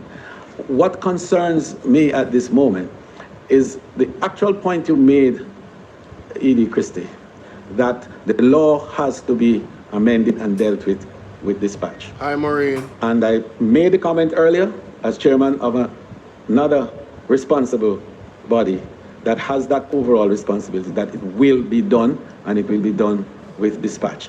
Because much of the concerns that are being raised here, the confusion that the member Charles is references, emanates from, again, the imprecise nature of the legal provisions.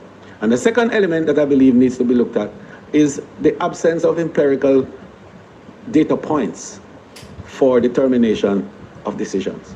So that there's probably too much that is left to the interpretation of functionaries in arriving at decisions. So one of the things that we have to look at are there possible parameters to be established, action points to be determined.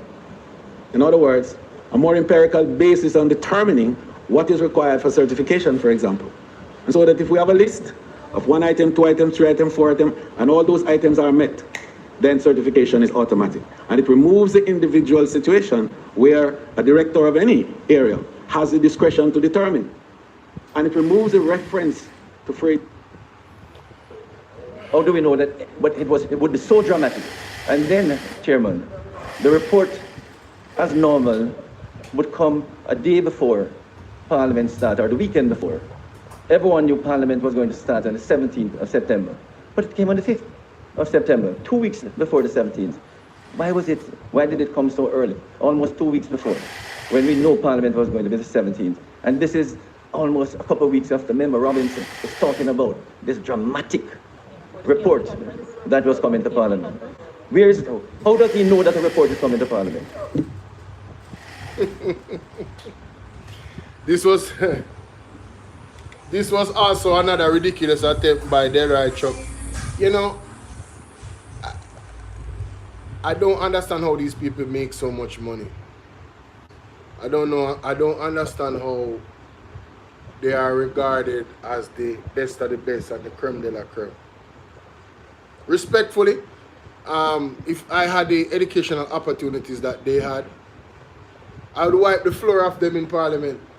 Them not ready. Them not ready, Jamaica. May I tell you that straight. Them not ready. Them not ready. I don't know where I ask Mr. Panton, but let's hear the answer. Yes, the question of, there were 2 questions. One about the question of the report being sent to Parliament at a certain time. And what was the other question?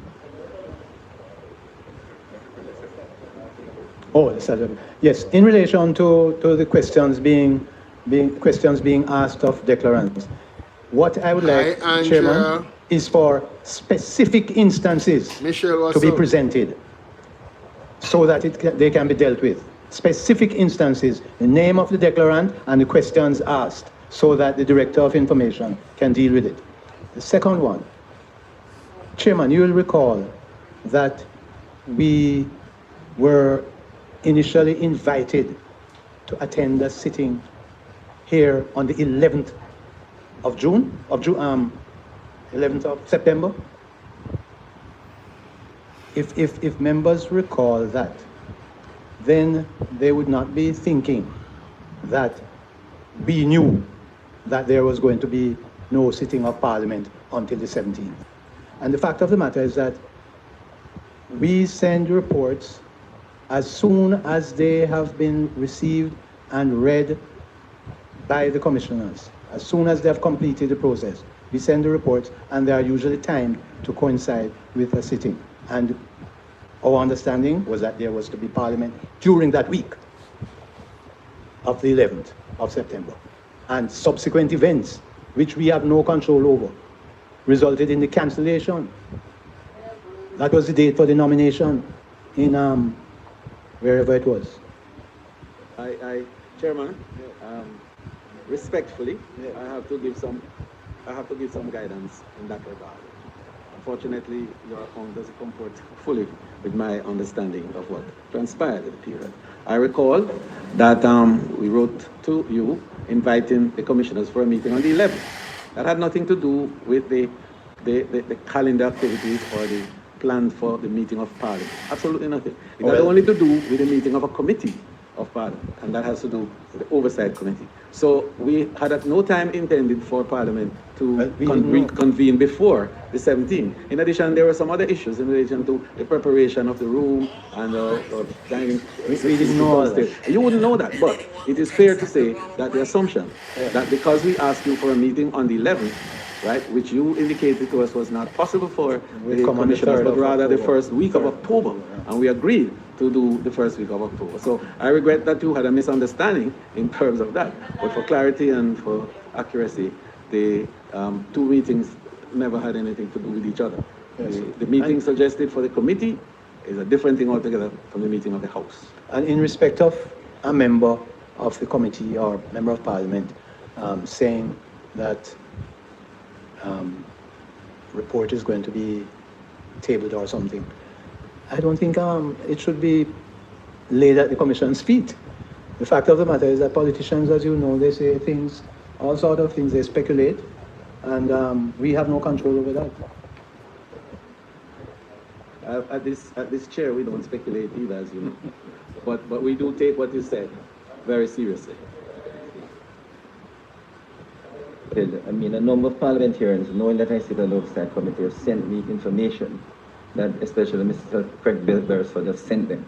And you asked for specific examples. I can give you one right now. And several of them have commended the commission. I can name them. That's fine, but... Senator Morris. No, but I'm not going to call names. Morris? No, I'm not going to call names.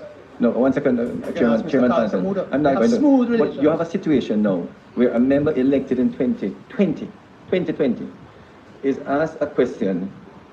You bought a 2014 BMW. What is the source of your funds? What's the relevance of that? So we'll ask those questions. Jamaica, me just, you know, I hope and appreciate this because we have to refresh your memory. You hear the foolishness what this man asked the Integrity Commission? What is the point of the probe of the Integrity Commission? To make sure that you have not made money illegally. So therefore, whatever assets you have, whether a vehicle, a company, a house, any asset that you have, how you acquire that asset, you have to give them the source of funds. And here is a Minister of Justice asking the director, the chairman of the Integrity Commission at the time, well, what is the relevance of that question? I don't think he is deserving of an answer, ladies and gentlemen. The question itself is an amateur question. Absolutely amateur. It's embarrassing. These are the people that are representing us. These are the people that are getting 200 to 300% on their money. The highest paid politicians in the Caribbean and cannot grow the economy. Don't even know that, and this man especially don't even know that there's multiple human rights violations in Jamaica and that we have a human rights problem. Went in the parliament and embarrassed us globally to say some nonsense like that. Coming in this committee talking about what is the relevance of asking the person what is the source of the funds for the vehicle that they bought. What can go so unbelievable? And I can give you many, many examples where a member elected in around 2020 again is asked, what did you do with the car you purchased in the 90s? What price did you get for it and how did you dispose of the funds? What's the relevance of these questions? Director Beresford, respond. In addition to the need for concrete examples, which I think would be helpful, I believe there are two recurring issues that have been the source of concern that require some understanding. What is the understanding of the IC's remit in relation to matters before the law came into effect? That is one. So the law has a start date, and how far back do you reach under the Act, which had a start date? And the other matter relates to inquiries into assets and liabilities before the declarant became a declarant. I said two, but there's also a third one: materiality and the principle of de minimis. And that is of particular importance against the cost, the administrative cost of pursuing something given its materiality.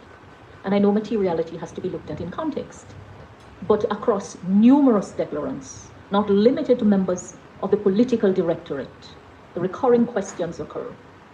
What is the Commission's understanding of its remit in relation to matters before the law came into effect, and in relation to matters before a declarant was a declarant? and materiality.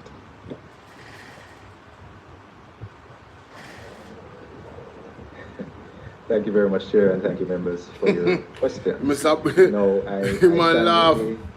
Chairman's comment that specific instances need to be brought to me. And I'm saying this publicly now. The parliamentarians that you see where we're asking questions about source of funds prior to 2018 going back, they need to send that to us. Send that to me, and public officials also. And my email address is craig.beresford@integrity.gov.jm. 1 second, sir. The letter, they should send it to me if that is the case. And let me answer the specific question. The statutory declaration requires you to complete several sections about your property, motor vehicle, et al. Now, if it is the case that you still own the property or you still own the motor vehicle, you have to declare it, even if you purchased it in 1970. On the form, it also requires you to put the purchase price, and there's a reason for it. So if you submit a declaration without the purchase price, regardless of when you purchase the asset, it has to be disclosed. Your declaration is not complete. It is not complete. So the specific issue about source of funds prior, if that is the case, I want you to bring that to my attention, because we have made it clear in our division that if it is purchased outside of a certain period, that we would not ask further questions about it unless there is a special circumstance about that particular declaration that requires us to ask information going beyond special circumstance. And Jamaica, this is important, you know, because Andrew Holness had one of those special circumstances. And the Integrity Commission had to go further back and look into his financials. Yes. Want to read the report? Read him report. And I will not go into the special circumstance. Exactly. Because it only happens on certain occasions. Yes. Specific occasions. Yes. But normal course of activities, once we see where you still own the asset or you still own the property, you have to provide complete information regardless of when you purchased it. And it's because the statutory declaration requires it. Clarify the point. Insofar as a section of the declaration requires a declaration of the asset and the price of acquisition. Thank you, Michelle. That is the issue of stating, if one records, what the cost of acquisition was. Mother. It's the reaching back. So are you saying that your understanding of your remit is that beyond stating the cost of acquisition, you have the power to inquire into the source of funds to acquire that, even if the declarant were not a declarant? Definitely not. I'm happy to hear the answer. You need not say more. I'm just happy to hear that that is your answer, because if the answer were otherwise, something would be very wrong. I just want to make this clear. We only go back in on the... Yes. Indeed. Yeah. Yes. So once you were a declarant, special circumstances, we may ask questions. But what we do specifically is that we look at each declaration when you procure the asset, liability, if it's income to be declared, we ask for supporting documents once we're reviewing those statutory declarations, as a matter of course. So if there are specific instances... My side, can we get to 50K likes, please? 50K likes. That should not happen. And I'm making it clear, it should not happen. And that's why I'm asking for you to send me that specific instances where we're asking about source of funds before. That should not happen. And I'm making it clear, it should not happen. And that's why I'm asking for you to send me that specific instance so I can treat it. It's not supposed to happen. Well, I think we really have had a very fulsome, discussion. Yes. Fulsome discussion. Ladies and gentlemen, let me get to the recommendations. Let me get to the recommendations, alright? Let me get to the recommendations. Come here, tell us, say, if you no think, say, Them a man are normal. They no normal not all here. You guys are I'm sure I haven't even read everything yet. I just glimpse and filter through. But let me go to the 2020, the latest recommendation from the Integrity Commission annual report. Alright, 2023 not so far back. Let me go to the table of content. Recommendation for legislative amendments and best practices 131. Let me go to that page there. See? We're going to take a look at what the IC has recommended, ladies and gentlemen, for them to take a look at, right?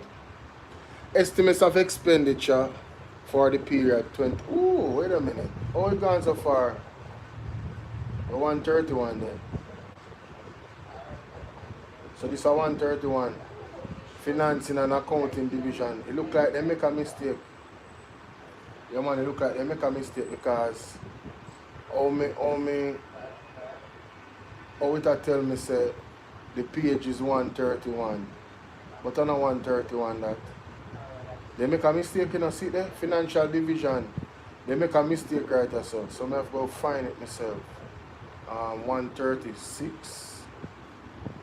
136, let me see. Alright. See it here.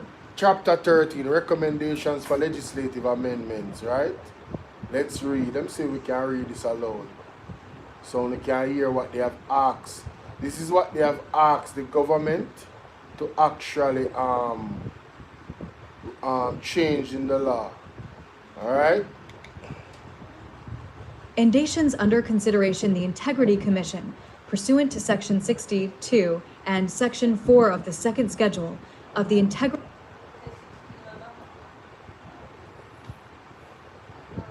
Commission Act 2017 has made numerous recommendations in its four preceding annual reports, which were submitted to the Houses of Parliament. The recommendations are currently being considered by the Joint Select Committee of Parliament, which was established to review and report on the Integrity Commission Act 2017. Several sittings of the committee were held during the financial year, during which time the Integrity Commission and other stakeholders were given an opportunity to elaborate on the respective submissions. The recommendations which have been made by the Commission over the requisite period and which are under the consideration of the Joint Select Committee falls within the following main thematic areas. 1. Staggering and transitional arrangements of board membership. 2. Termination of the appointment of a Commissioner. 3.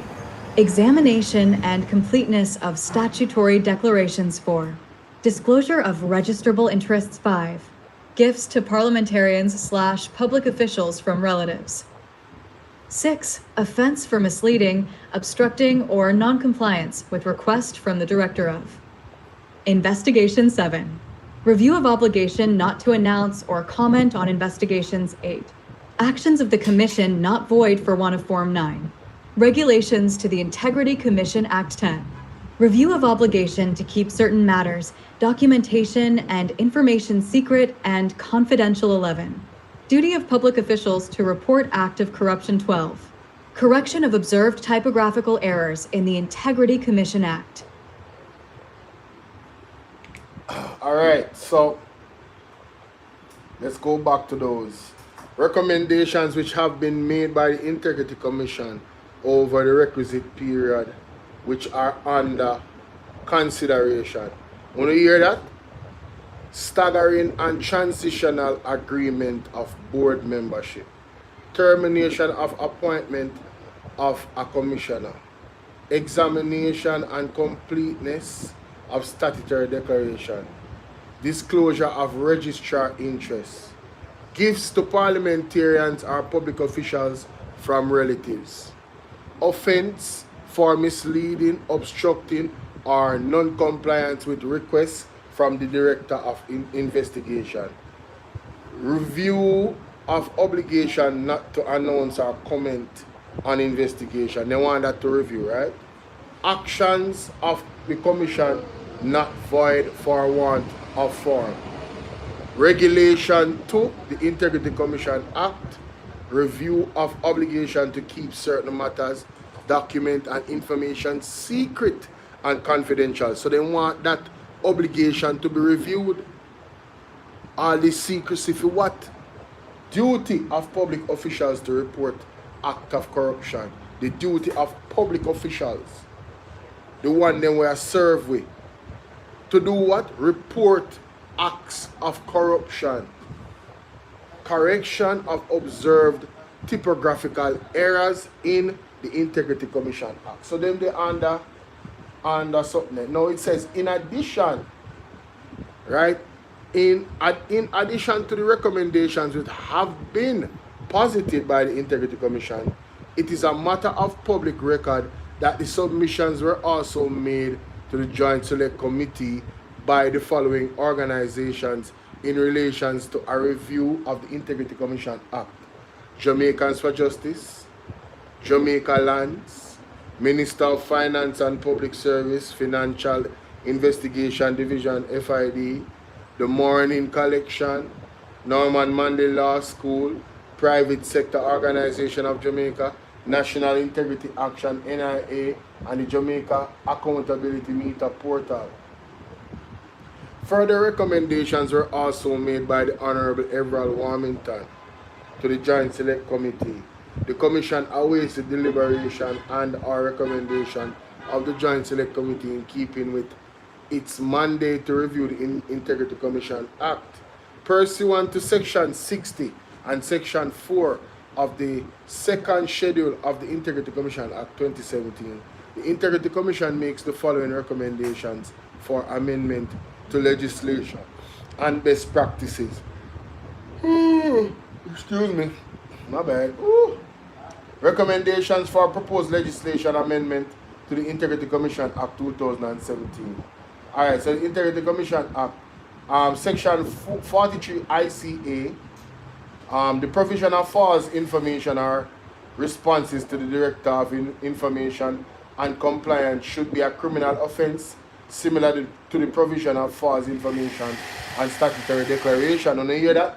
So they want Section 43 of ICA to have the same weight as the provisions of false information of a statutory declaration.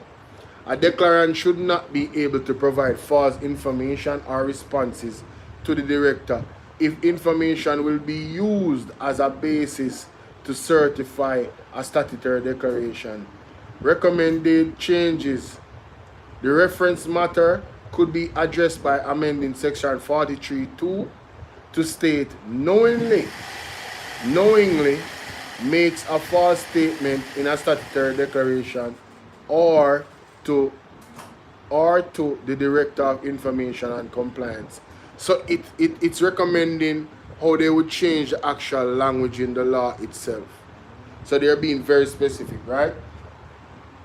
Now, the other recommendation is a person who knowingly makes false statement in a statutory declaration commits an offense and is liable on summary conviction in a parish court to fine not exceeding $2 million or to a term of imprisonment not exceeding 2 years.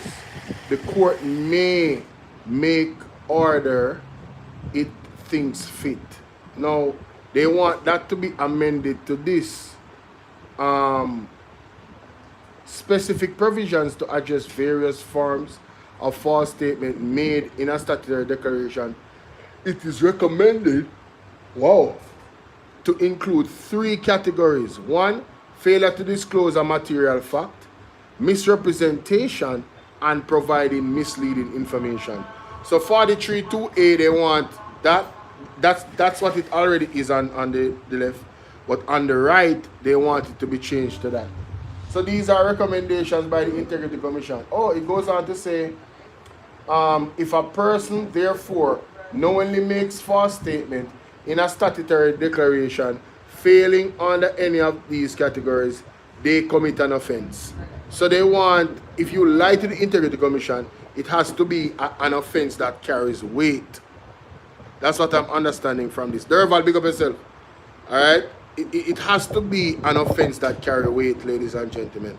So the Integrity Commission is asking the government to make these changes to the Integrity Commission Act so as to give it more effectiveness in doing its job. Carol, Gio, you're doing, big up yourself. There's more. These are recommendations from 2023, you know. Alright. The Integrity Commission Act Section 43(1), maximum of 500,000 to 6 months in prison.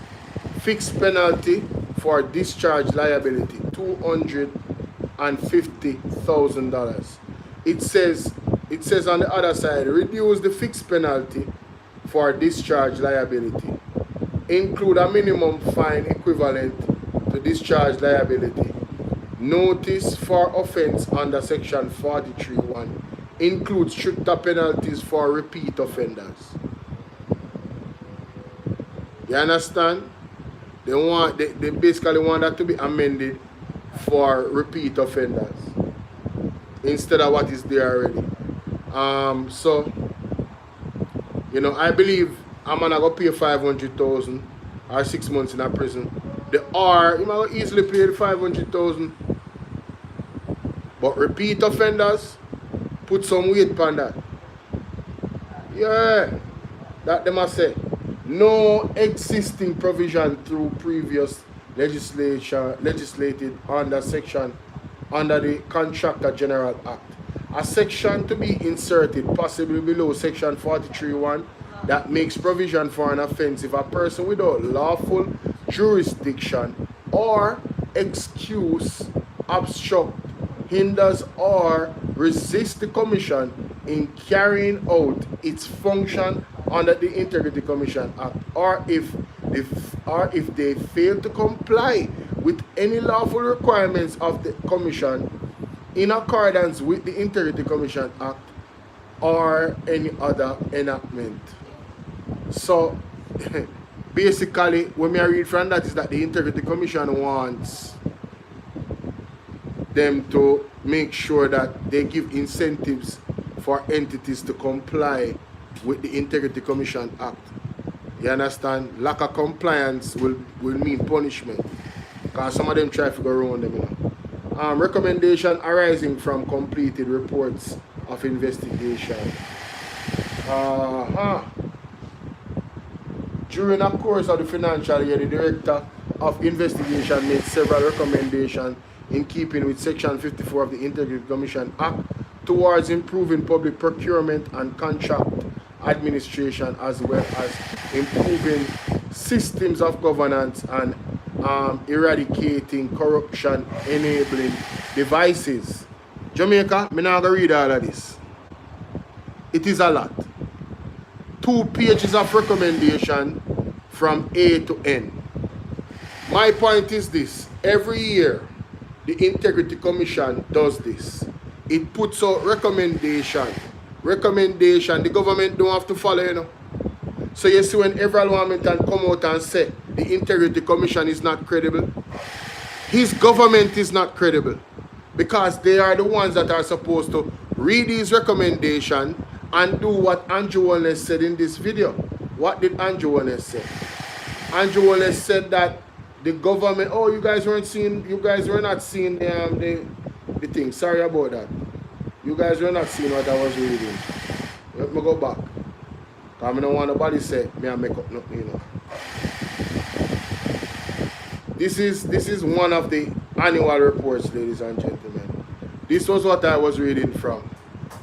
Recommendations for proposal legislative amendments to the Integrity Commission Act 2017. This is the document that I'm reading from. All you guys have to do is type in annual reports in Google for the Integrity Commission, and you can even type the year and you will get the document to download on your phone or computer, and you can read it for yourself and understand. You know why I'm doing this? A lady called Mystic Sensation and said, you know that the Jamaican people don't read the Integrity Commission annual report, And if they read the Integrity Commission annual report, they would have realized that what the government is saying is nonsense. Because there are several recommendations that the Integrity Commission has asked the government to carry out. If they don't carry it out, how can the Integrity Commission be better? How can they be more effective? How can they be more speedy in how they do their work?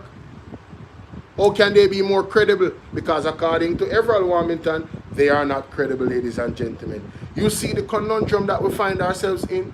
When you actually peel back the layers of this thing and you realize who is the true culprit. Who is the true culprit? The government.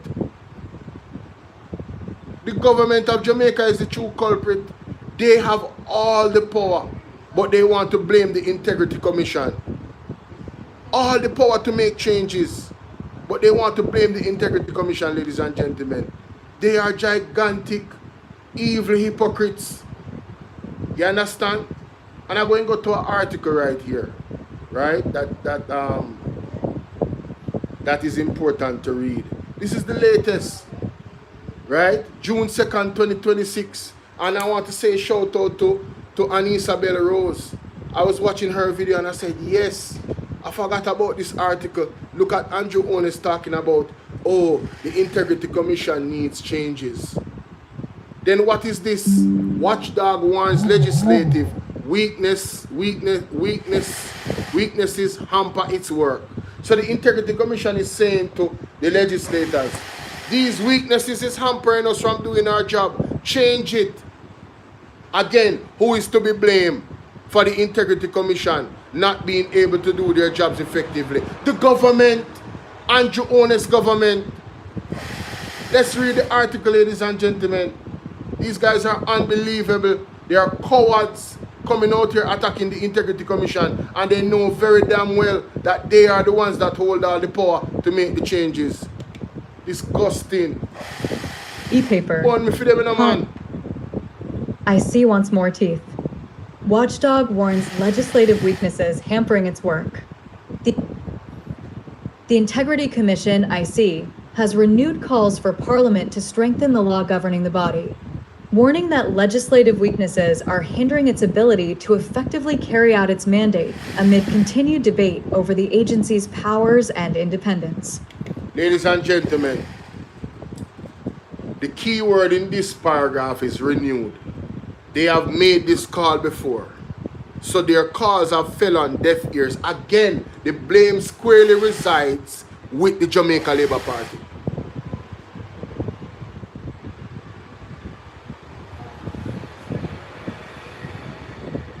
Let's continue. Independence. It's a new piece of legislation, and as you can all see unfolding in Jamaica, it has its kinks, and hopefully the legislators will pay some attention to strengthening the Integrity Commission Act, because that is extremely important. It's an institution that I believe should not in any way, shape, or form be diluted. IC Executive Director Craig Beresford argued at a press conference ahead of the 12th Annual Commonwealth Caribbean Association of Integrity Commissions and Anti-Corruption Bodies, KCAB, conference being hosted by Jamaica from June 1st to 4th at ROK Hotel in downtown Kingston. All of that was not even important. But the important thing is the quote. It is a nice piece of legislation, and as you can see, all see unfolding in Jamaica, it has its kinks. This is the same very thing that Andrew Onis said, you know. Let us go back. Let us go back and let us listen. Right? Let us go back and let us listen. Right here.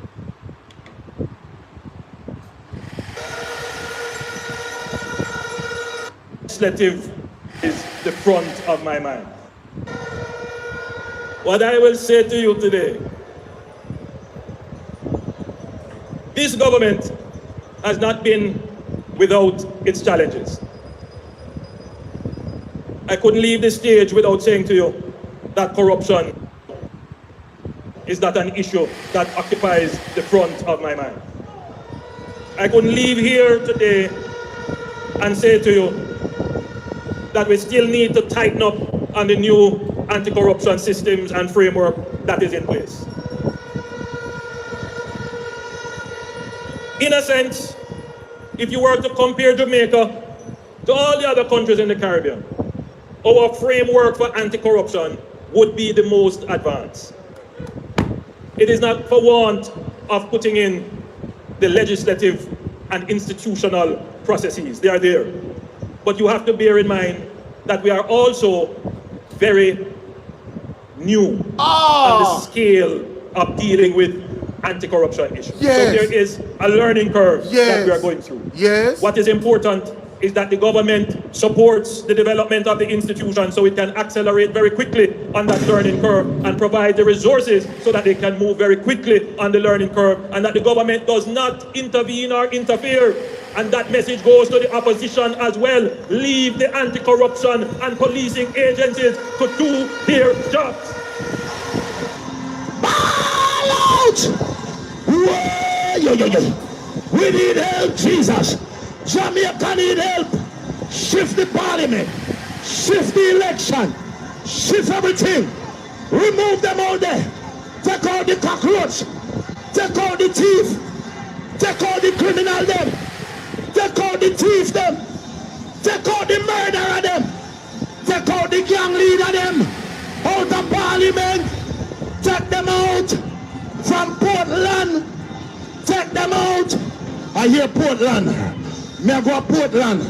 Why me I travel to Portland? Take out somebody, man or woman. Jamaica, what Andrew Owens just said, that is different from what Mr. Craig Beresford said. The man said it is a new piece of legislation. Right?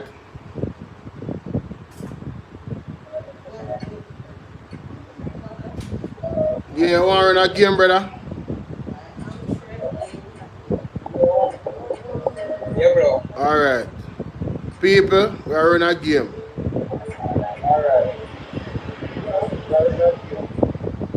Alright, so guys, Mr. Craig Beresford said, and tap up the screen and bless up the gift them, ladies and gentlemen. Mr. Craig Beresford said it is a new piece of legislation. And as you can see, as you all can see unfolding in Jamaica, it has its kinks. That means there is things about it that needs to be, straightened. Right? So, why is it that we are here? Why the government has not strengthened the Integrity Commission Act?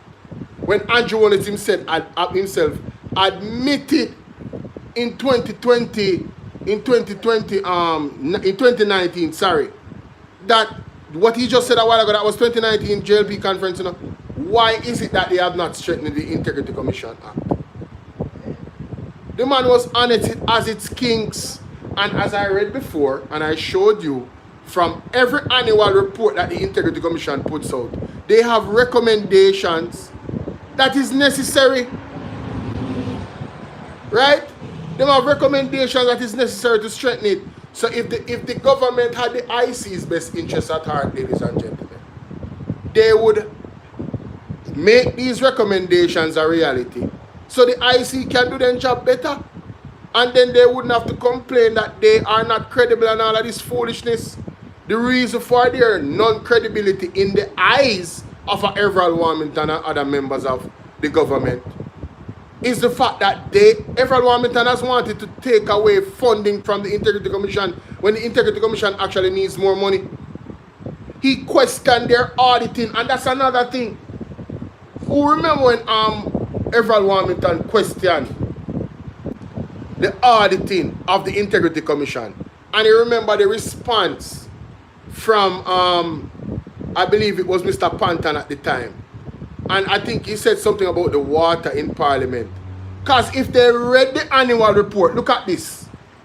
Internal Audit Department, ladies and gentlemen, every single Integrity Commission report, the annual report, has the Internal Audit Department findings, and we're going to go to it. 117. May I show you how much these guys have been trying to discredit the Integrity Commission for the longest. Right? And if all they need to do is read, but you see through them know say, we not go read, them can't tell you anything. and rubbing the mind the wrong way against the Integrity Commission. They are a bunch of deceptive snakes, ladies and gentlemen. They cannot be trusted. They absolutely cannot be trusted. Coming to Parliament talking about audit. Where's the audit report for the Integrity Commission? As if the Integrity Commission is just loosely using money. That's what everyone Wilmington did, you know. It's an absolute disgrace. But when you're a part of the lodge, what you expect? The brotherhood. What do you expect, ladies and gentlemen? What you expect for happen? Because the brother would have got them go bat for each other no matter what, you know. Whether somebody guilty or not, them no business about that. That's what a cult is all about. And the Jamaica Labour Party is a cult in itself. Much less these guys and these ladies or whoever is a part of their group. Right? Everyone has told us that he's a part of the lodge. He has been very, very open about that. You understand? So nobody can say, oh, shut up. Him say it in a parliament, him have lodge meeting, and I say so. So the auditing, ladies and gentlemen, is right here. All of the information is right here. It did it. It is there. All you gotta do is go and read. That's all you have to do. Go and read the thing on yourself. Right? And stop make the Jamaica Labour Party lie to you. Let's get back to the article. Right? Mighty God. Kingston. Horse racing sports. 25th SVL anniversary Thank you so much, trophy Michelle. explodes into supernatural power versus nautical star. June 26, 2026. Beresford's appeal comes at a time when the IC remains at the center of public and political debate, particularly over provisions in the Integrity Commission Act that restrict what the agency can publicly disclose about ongoing investigations and the broader question of whether the legislation gives the body sufficient authority to fulfill its anti-corruption mandate. The Integrity Commission was established in 2018 through legislation that merged several oversight bodies into a single anti-corruption agency responsible for investigating corruption, monitoring the financial declarations of public officials, and promoting integrity in public life. Entertainment, latest news. 33rd staging of. However, since its creation, the Commission has repeatedly argued that certain provisions of the law have limited its effectiveness. The agency has also made a number of recommendations to Parliament through its annual reports, including about strengthening its independence and investigative processes. Jamaica, me don't talk. This particular part, right? This is one paragraph. However, since its creation, from the very first time the Integrity Commission was created, when they laid down the legislation, they have been asking the government for certain provisions of the law that limit its effectiveness. They need to change it. They have been arguing it. So anything that the Integrity Commission is falling short of is the government's fault. We are here to dispel the lies in Jesus' name. Every single annual report, the man they put out the recommendations, ladies and gentlemen. So any laboratory no sit on a platform, me arm on with the truth. Run them when I tell themselves to go read. Run them away and tell themselves to go read the annual report. From the inception of the Integrity Commission, they have been asking the government that there is provisions in the law that limit their effectiveness. Change these laws. And they have done nothing to do it. You have to ask the question why. Because they don't want to extend the powers of the Integrity Commission. Because they are against the Integrity Commission. How did you deduce this, Bolo? Well, the Prime Minister has taken the Commission to court to remove illicit enrichment. That is the core law of the Integrity Commission Act. So they have no intention of strengthening the Integrity Commission. Their intention is to absolutely destroy it. And further evidence is how members of the Jamaica Labour Party have come out in recent times, namely Everett Warmington, to put the Integrity Commission down and say they have no credibility. And if it came from anybody else, he would believe. And Andrew Honest compound Cliff Views. We'll play it again. Andrew Honest compound Cliff Views show. Where is it? As a matter of fact, me the record it. Thank God.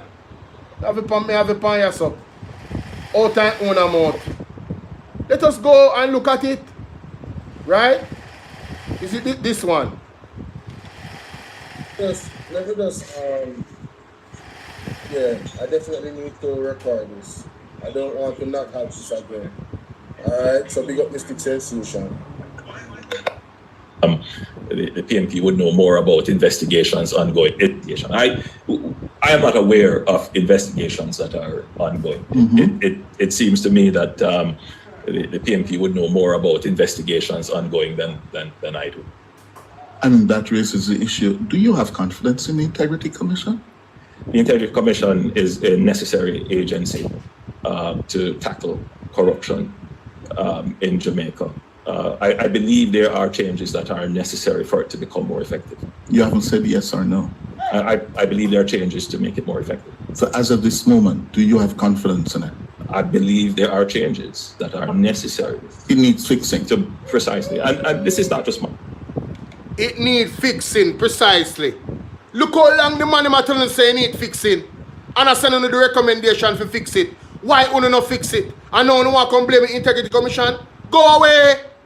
You guys are the one that kept it weak because you didn't support it. You went back on your word from 2019 and you were so boastful. Leave the Integrity Commission to do their job, and that goes for the opposition as well.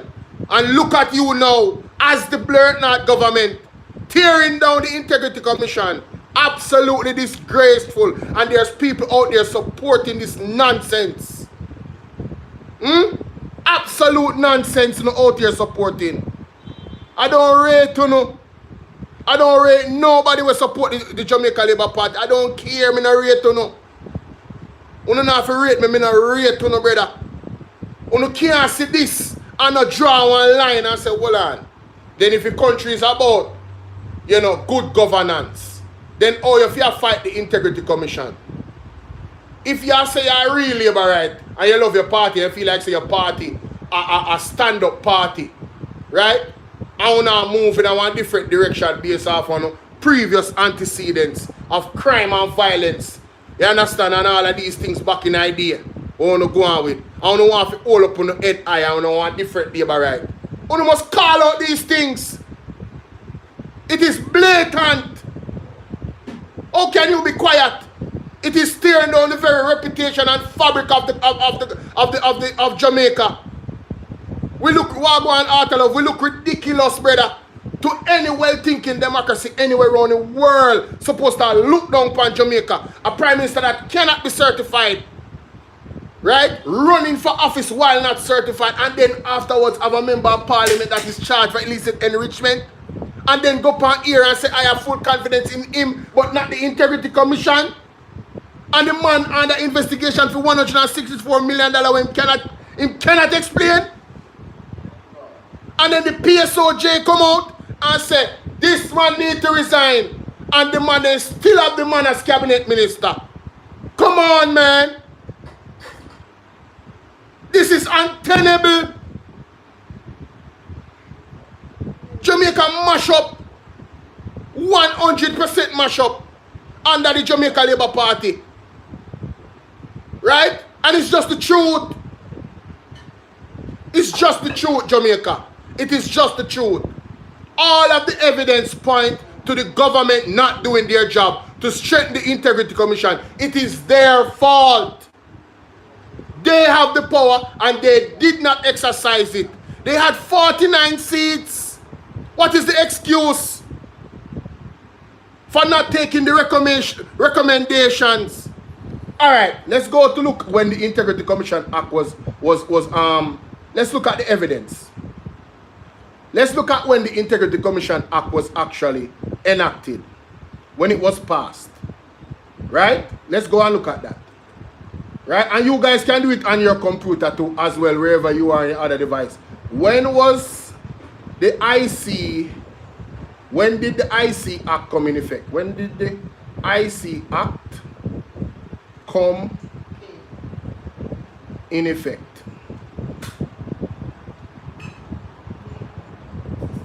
I couldn't ask the question that way the moment. The information of the Integrity Commission, and oh, what is this? ICT? No, I never said nothing about, oh, sorry, my bad. There was no space there, my bad, that's my fault. So, it was passed February 22, 2018.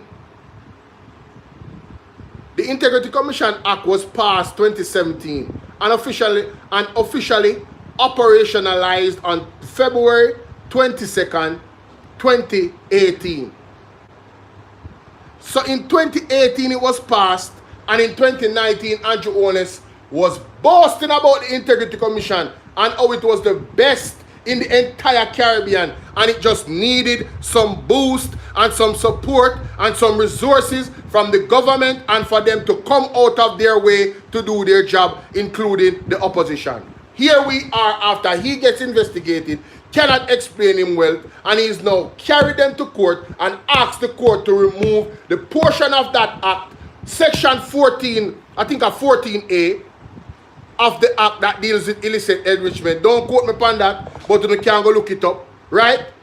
The part that does with, as a matter of fact, let me go to this, because I want to be clear, I don't want to leave nobody in the dark, and I'm going to play this while I look feet. But we're not there yet. But what I would say to you today, you ready?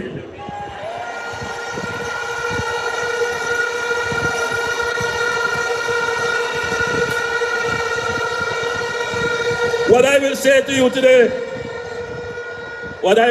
you today, this government has not been without its challenges. I couldn't leave the stage without saying to you that corruption is not an issue that occupies the front of my mind. I couldn't leave here today and say to you that we still need to tighten up on the new anti-corruption systems and framework that is in place.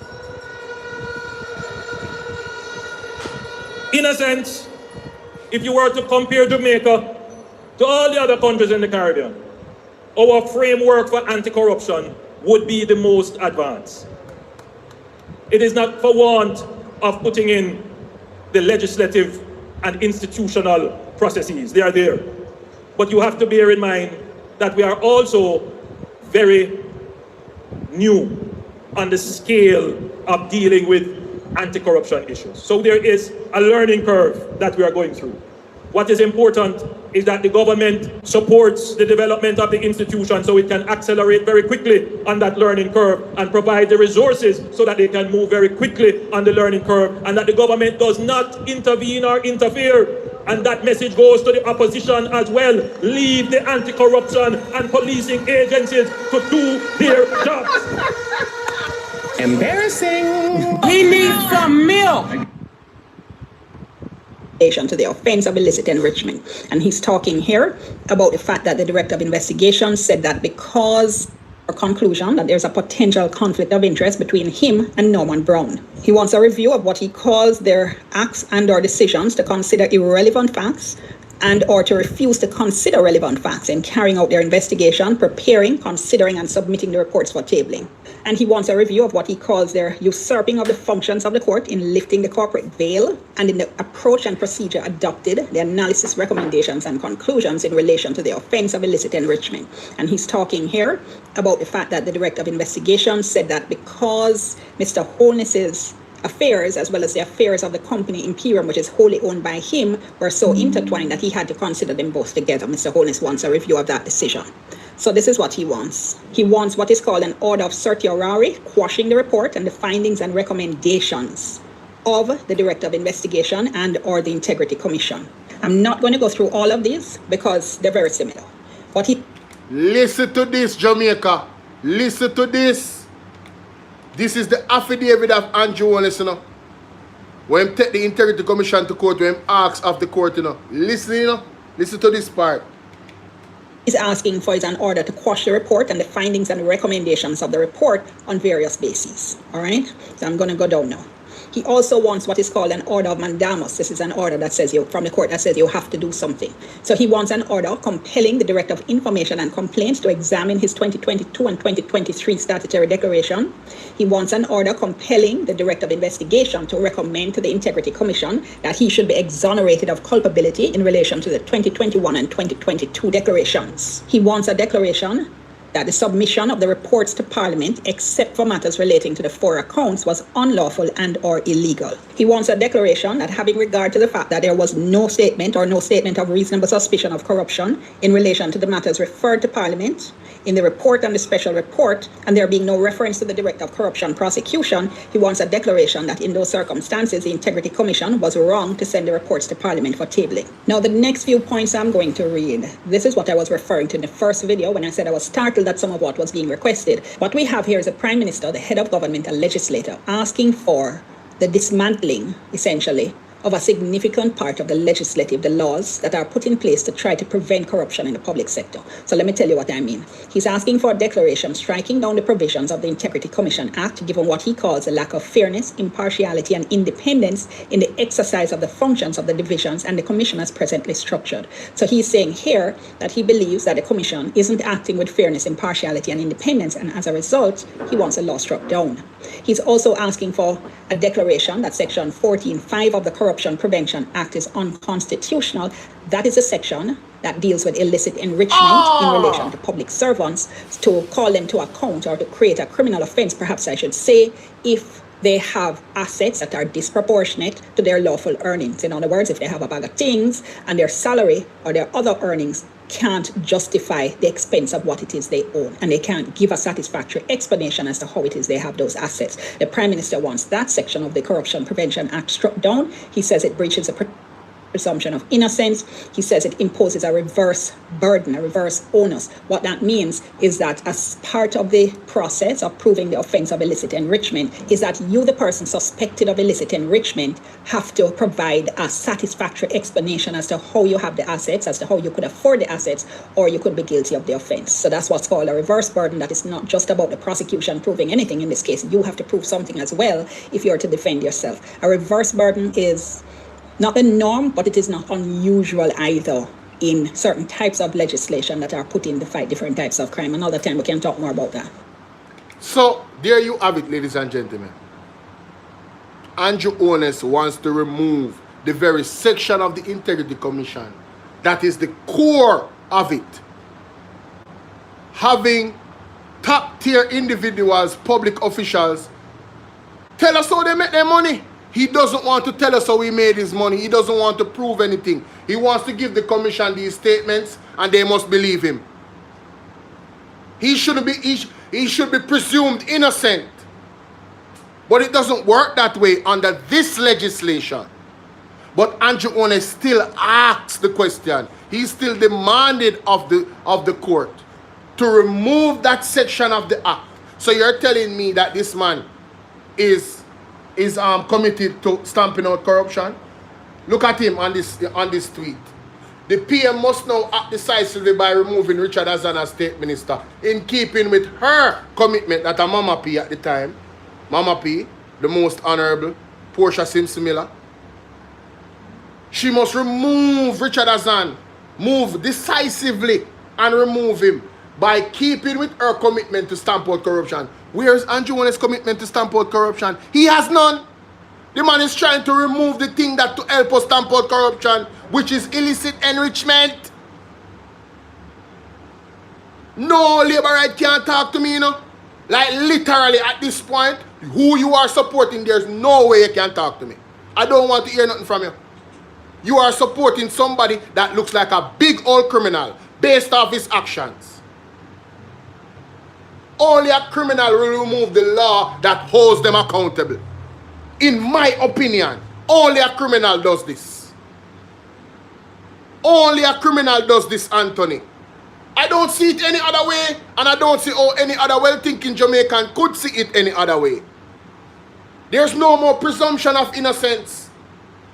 Right? The public opinion should all be that this man appears to be a criminal. Period. How can you make a law and then come and sue the same entity to say that the law is unconstitutional?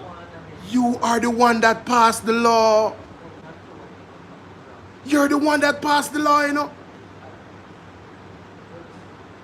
You're the one that passed the law, ladies and gentlemen. How can this be acceptable? How can people support this?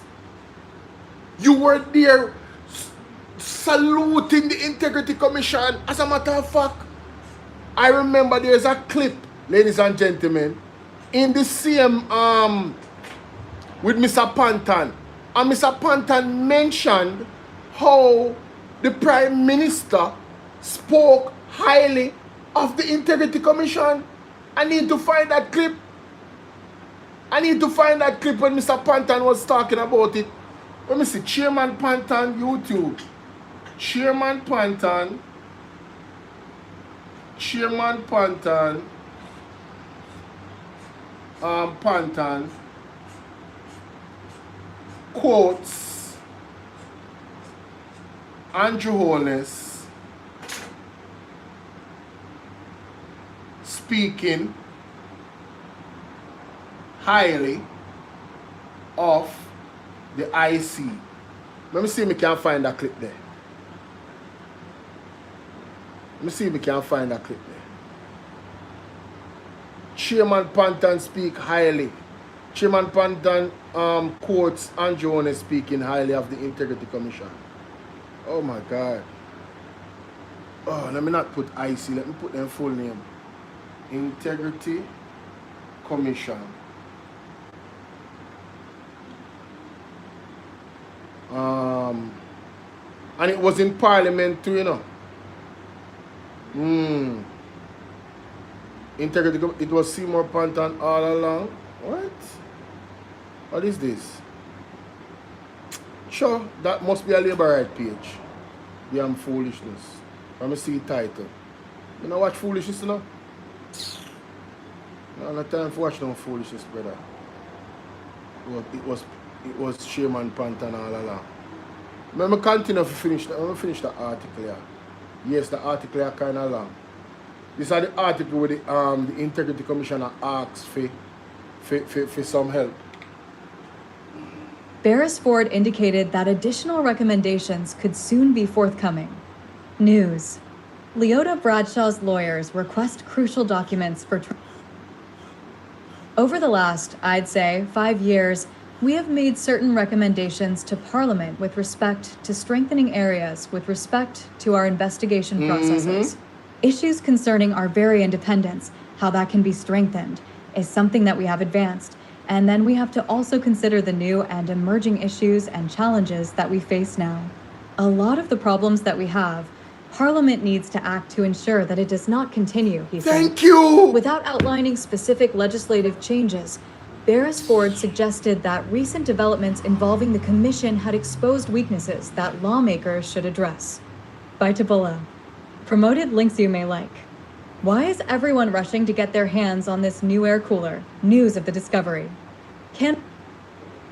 We can't have an integrity commission that is established to do what it is expected to do based on the legislation, and then we're prevented from doing it effectively. So it's really analyzing the problems as they manifest themselves and seeing how best we can fix those problems. And you will notice I have not been too specific, and that is intentional, but we do have recommendations in our annual reports, and I can assure you there will be more recommendations coming now based on what we see happening, he added. One of the most contentious issues surrounding the Integrity Commission Act remains the so-called gag clause, which prohibits the Commission from publicly discussing investigations before reports are formally tabled in Parliament. The provision has generated significant debate in recent years, with critics arguing that it limits transparency and prevents the Commission from correcting misinformation or explaining aspects of its work when matters become the subject of intense public discussion. During the press conference, the issue was raised with Dr. Roger Corentin, advisor and head of public sector governance at the Commonwealth Secretariat, who who was asked whether similar restrictions exist in other anti-corruption regimes across the Commonwealth. The gag clause, as you mentioned, is always part of the Commonwealth tradition or the UK tradition, and it's for a good reason, he said. He argued that the restrictions are intended to protect the reputation of individuals who may be under investigation, but have not been found guilty of any wrongdoing.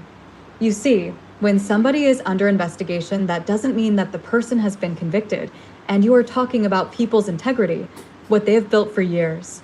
So when you are investigating the person, I think it's important to maintain that reputation of that person, because once it gets out there, and in the event that the person was not found culpable, what have you done to that reputation that you have built over 30 years, 20 years? Corenting said. He noted, though, that some jurisdictions provide mechanisms for the courts to permit disclosure where there is sufficient public interest. However, if individual anti-corruption agents or the Integrity Commission think that that gag clause should be lifted, again, there is a provision for them to go to court for the court to lift it. I've seen it in various countries, particularly the developed countries like Australia, New Zealand, and the UK, where they protect the gag. But sometimes the court can allow you to lift it, he said.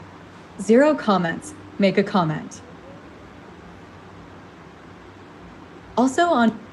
So, I really wanted to finish that article. But one of the things he said in the last part of the article, if the government really wants the Integrity Commission to establish itself based on, see here, we can't have an Integrity Commission that is established to be established to do what is expected to do based on the legislation, and then we are prevented from doing it effectively. So it's really analyzing the problem as it manifests them, as they manifest themselves, and seeing how best we can fix those problems. Jamaica, this government have no intention of fixing the problems of the Integrity Commission. They want to use those same problems that they passed. They are the ones that passed the law, to use it against the Integrity Commission to discredit them, destroy them, and remove them. Period. Period. This is an assassination attempt by the government. I am telling you, based off the evidence, this is an assassination attempt by the government. The first attack they did was Everald Warmington, talking about the amount of money and audit and all of these things. Secondly, was trying to remove the what's the young lady's name? The Auditor General, Mrs. Pamela Monroe Ellis. You hear me? I call her a young lady. Anyhow, she here, she flattered, because she probably older than me. But anyway, all I'm saying is this.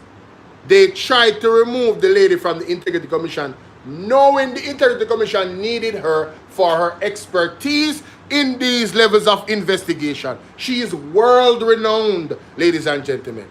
So they have strategically used Oceanwide to attack the Integrity Commission. Yes, but we're going to go to the famous, entrance from Mr. Panton in the Parliament. Remember this? Thank you very much for the kind welcome. I need to make an apology on behalf of Mrs. Monroe Ellis, who happens to be on a work assignment overseas.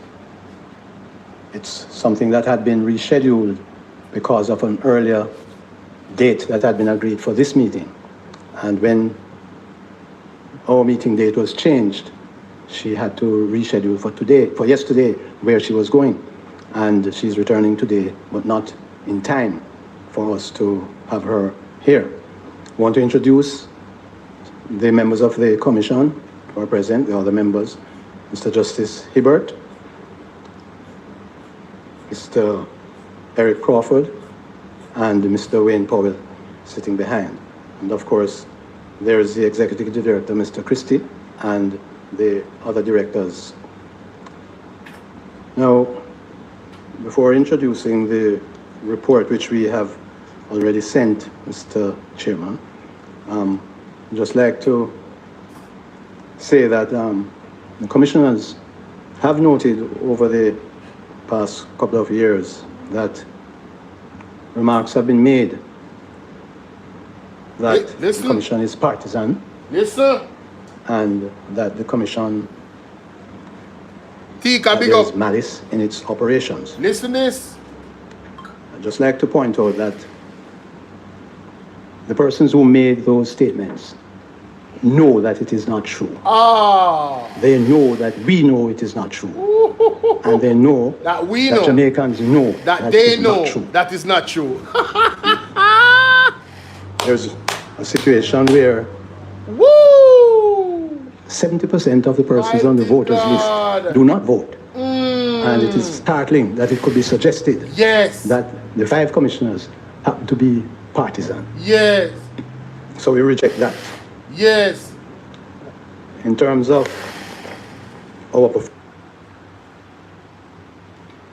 Jamaica, I don't know if you appreciate, and I think you should appreciate. Now I see why lawyers use certain terminologies when they are articulating themselves. Yes? I would like for you guys to appreciate the level of wit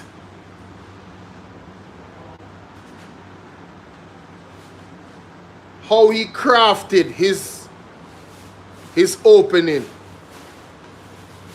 Jamaica, honestly, when you look at the pool of people in Jamaica, 70% of Jamaica, maybe 60 now, they are not die-hearted. They don't really have any real full appreciation.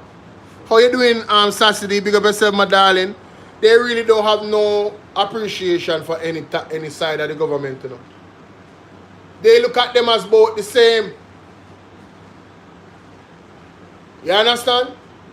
So, a small body like the Integrity Commission,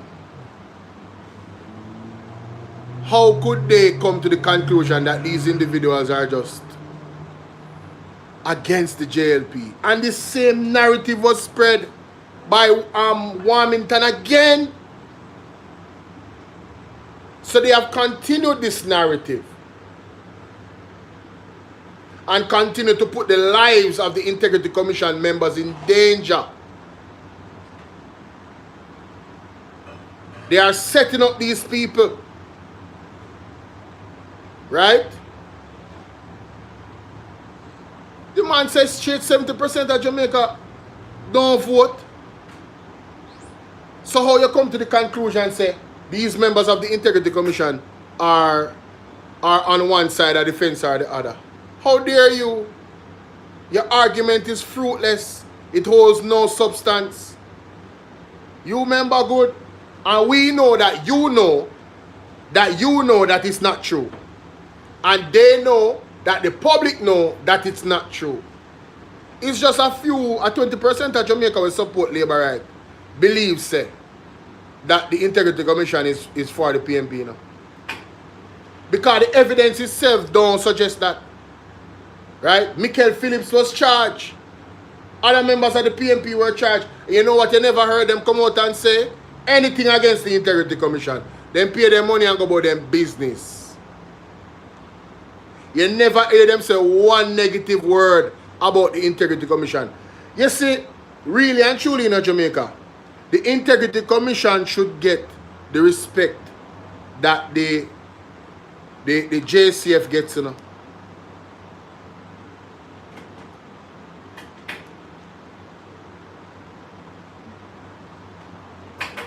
I'll say that again.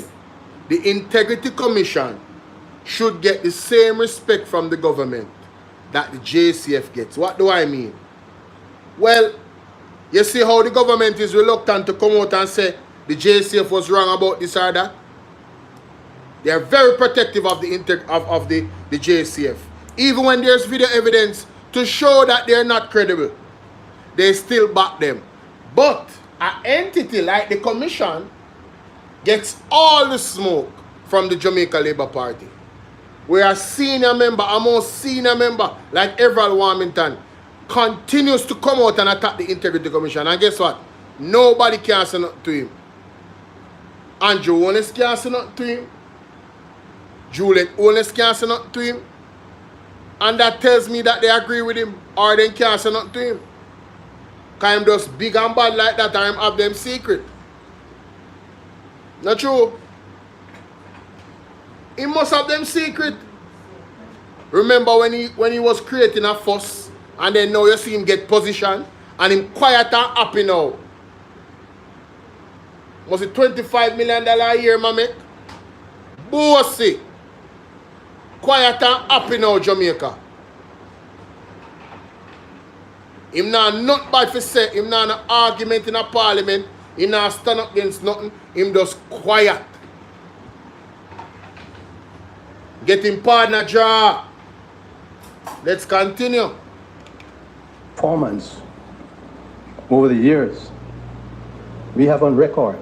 Yes. From no one. I just want to.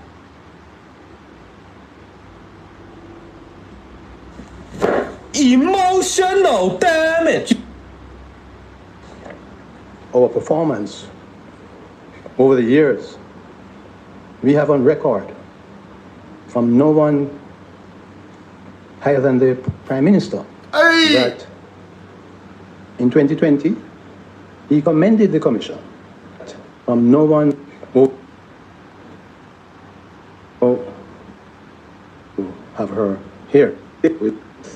To firstly introduce his team and then, of course, to make his opening remarks. Mrs. meant overseas. It's something that had been rescheduled. Me don't know why me not record this. Me a real mad man, date man. that had been agreed for this me have to meeting. record it now though. And when this too important.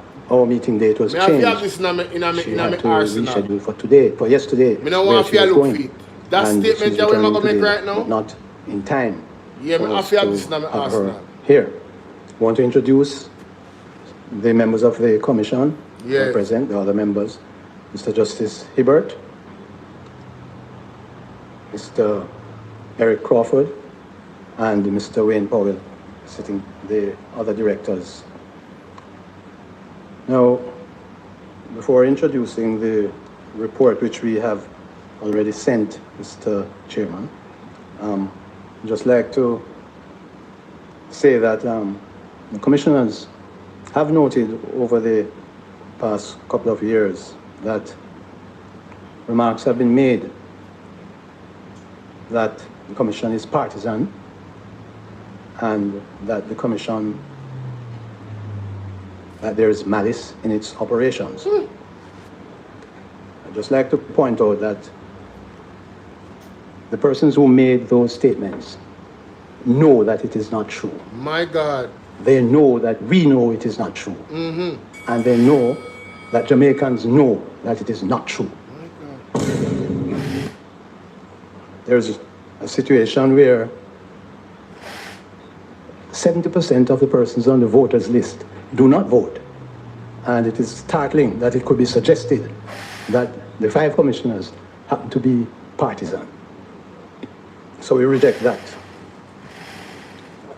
In terms of our performance over the years, we have on record from no one higher than the Prime Minister that in 2020 he commended the Commission in our Anti-Corruption Day celebration. He said, under the leadership of Chairman, the Honorable Mr. Justice Seymour Panton, the Commission continues to distinguish itself, operating without fear or favor in pursuit of a just and corruption-free society. That was 2020. In 2022, he said that the Commission has done an outstanding job in increasing awareness and understanding of the anti-corruption framework. And as recently as December last year, he said, I am therefore pleased to note its work to expand public sensitization programs and improve investigative performance and technical proficiency, all of which represent a comprehensive approach to addressing corruption. I also commend the Commission's efforts to strengthen awareness and compliance, as well as its dedication to improving responsiveness, etc., etc. So let us walk. We need your divine intervention. We're tired of the labor right. We're tired people, we are so far, we can't take it no more. We need this. We need it. Help! Help! Jesus Christ of Nazareth. Psalm 46. God is our refuge and strength, is a liberator. It continues to distinguish itself, operating without fear. He commended the Commission in our Anti-Corruption Day celebration. He said, under the leadership of Chairman, the Honorable Mr. Justice Seymour Panton, the Commission continues to distinguish itself, operating without fear or favor in pursuit of a just and corruption-free society. Yes. That was 2020. In 2022, he said that the Commission has done an outstanding job in increasing awareness and understanding of the anti-corruption framework. Yes. And as recently as December last year, 2023, he said, I am therefore pleased to note its work to expand public sensitization programs and improve investigative performance and technical proficiency, all of which represent a comprehensive approach to addressing corruption. I also commend the Commission's efforts to strengthen awareness and compliance, as well as its dedication to improving responsiveness, etc., etc. So I just want, although I know that Jamaicans on the outside know that those statements made in this hall by parliamentarians are not true, although they know that, the words here go international. So for the record, I wanted to put on there what none other than the Prime Minister has said in relation to the work of the Integrity Commission. I hope that puts to rest question of partisanship and malice. As regards some other statements made in this room about giving orders. The Commission takes orders from nobody other than the court. You remember and it needs to be understood. The Commission takes orders from no one. Nobody. Court alone. There is God-given orders which we all obey. Yes. And I hope, Mr. Chairman, that the persons who were making those statements, that they will desist, because it fuels, such statements fuel a sort of mood among sycophants. And in the kind of society in which we live, we need to understand that persons should be very careful of what they say. There is a member of parliament who was actually, Mr. Chairman, sent out a document with the photographs of 4 of us saying that we are bringing down the government. Now, in this climate, for a member of parliament to be doing that, it's reprehensible. And I have not heard any parliamentarian condemn it. And they are sending out, there are parliamentarians sending out WhatsApp notes of all sorts of reprehensible things. And I hope that somebody will take the leadership to correct them. We on the Commission, we are committed to doing what the legislation permits us to do. That is what is happening. And it is not fair for the employees to be set in a stage where they can be set upon. So I trust that folks will realize that the reports that we send from the Integrity Commission, they are reports of facts. There are factual statements in the reports. You hear that? Of course, there are recommendations attached to the reports which the law allows. The law says that the Director of Investigation may make recommendations. The recommendations that are made, the Parliament need not follow them. In fact, the Parliament in Jamaica has a history of recommendations being made by people who make reports, Commission of Inquiry, and the recommendations are ignored. So we understand that. And we should not really have a situation where we are being pilloried for doing what the legislation allows. Now, in relation to this annual report, Mr. Chairman, it was dispatched to the Parliament in late June. The letter that I signed sending it is dated the 24th of June. And I did notice that no sooner than the annual report left the offices of the Integrity Commission, no sooner than it left the offices, a public broadcast of it before it was tabled. And I noticed that it happened also with another report that was sent subsequently, and another report that was sent last week. Now, if it is thought that anyone in the commission is leaking these reports, we would like it brought to our attention, would like it investigated, because anybody in the commission who leaks, if it's an employee, instant dismissal. But I find it strange that that all these things would be leaked immediately after it leaves the commission and sent to Parliament.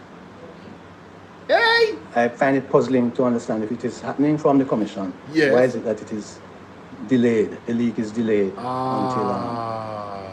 until it is sent away from the office. Yes. I cast no aspersions. Hey! But I want to add a personal note, Mr. Chairman, if you'll allow me, that back on this question of malice, I have been a lay preacher in the Methodist Church for decades. Malice is not in my makeup. Yes. And it is not in the makeup of the commissioners. And there may be persons who need to repent. And they can join me at church, Providence Methodist, every Sunday. I don't know if something is wrong with the water. Yes. In Parliament. Yes. Why some people, the moment they get into Parliament, they say certain things and behave a certain way. I don't know if that is it. As a result,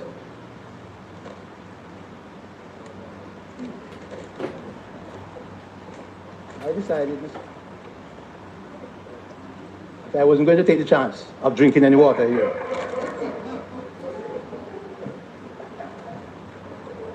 Another feature, Mr. Chairman, which I'm very serious about, is that because of what has been happening, I personally intend to see if I can meet with Senator Longmore, Doctor? Yes. To have a word with her, because it may well be that she needs to have a word with some members of the House. And so I present to you, Mr. Chairman, the 6th annual report, which has been compiled in keeping with Jamaica. When I tell you that this man scolded the entire Jamaica Labour Party with the utmost level of respect, beat them bad. Every word coming like a verse of one symphony. Eh? Every single word the man said a while ago.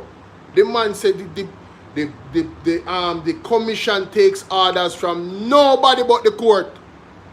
No politician can order around the Integrity Commission. How in the hell that must happen? I investigate you or you forgive me orders. You're damn out of order.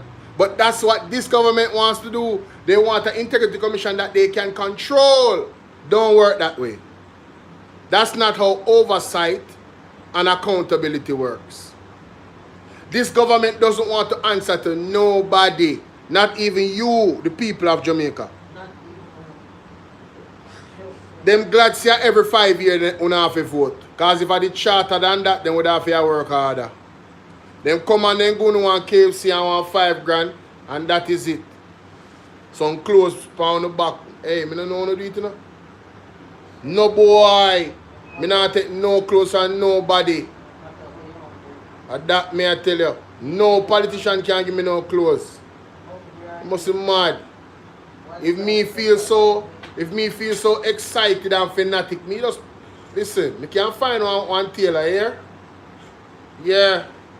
I get myself and you know do me look thing and customize you want it. But me not accept no clothes from nobody, brother. Yeah man, we bag of Eve where people might go on it on the earth right now. Me don't want no clothes from nobody, bro. Right now, me don't even just clothes from a certain brand much less. Cause all the brand them I work witchcraft. You never know? The top brand them, enough of them I work witchcraft. That's why them clothes always a sell. Me not even want clothes from them, bro. That me I try to tell you now. That's how deep and serious the thing is. Walk on ice coat. What's going on? Me see you. You're not even coming on the live and tell me hi. You're not going good at all. From what day I see you coming on the live, you know, but you're not tell me hi. You're not, hi Bolo, how you doing? No look at nothing. You just dead there watch me and listen to me. And if you watch me right now, I know say you're asking off your teeth. But big up yourself. Millicent said, thank you, Bolo. I am glad I'm here to learn this because I was wondering what's going to happen. No, I'm telling you, you're lucky. Me never find the Hansard. Yes, when me find the Hansard and can read it to you, for sure you know which politician they say what about the Integrity Commission report and show you say the level of discussion that was there as to what is the what you call it, the gaps them in the legislation. They know exactly what they were doing in Jamaica. So now for them to come now and attack the Integrity Commission, they are cowards, they are hypocrites and they are deceivers, they are snakes. Them are parasite, them know exactly the shortfalls of the Integrity Commission Act. And they know, all them have to do is fix it, you know? That's all. But they want to destroy the Integrity Commission. You understand? And let me tell you something. It's a good thing that them fully done, you know. You know, me I lean more towards where Rasta and I man say about them, you know. Jamaica, you know, so them fully done to you. Let me tell you why I say that. You know this act and the capabilities of the act. You read it, you debate it. And then some years later, 2018, wow, 6 years later, right? You sue the Integrity Commission and said that the part that for the illicit enrichment, it's unconstitutional. It would mean that you didn't read the legislation when you passed it. As the Prime Minister of Jamaica, you passed a legislation that you think is unconstitutional, a portion of it. How can you trust this man? He's incompetent. He's obviously incompetent. Imagine you have one driver who is blind and a drive the blurt now truck of law. That is Andrew Honest. He is the chief legislator of the land, lawmaker, and he put an act in place, right, with the rest of the cabinet and decided that this is final. And then when the act start work now, he must sue the same Integrity Commission and I tell the judge, say, Bridget, this part of the act is unconstitutional. What the hell can go so? Oh, by the way, in the last, 6 years, he had every opportunity to amend the law. Yo, you can't make this up.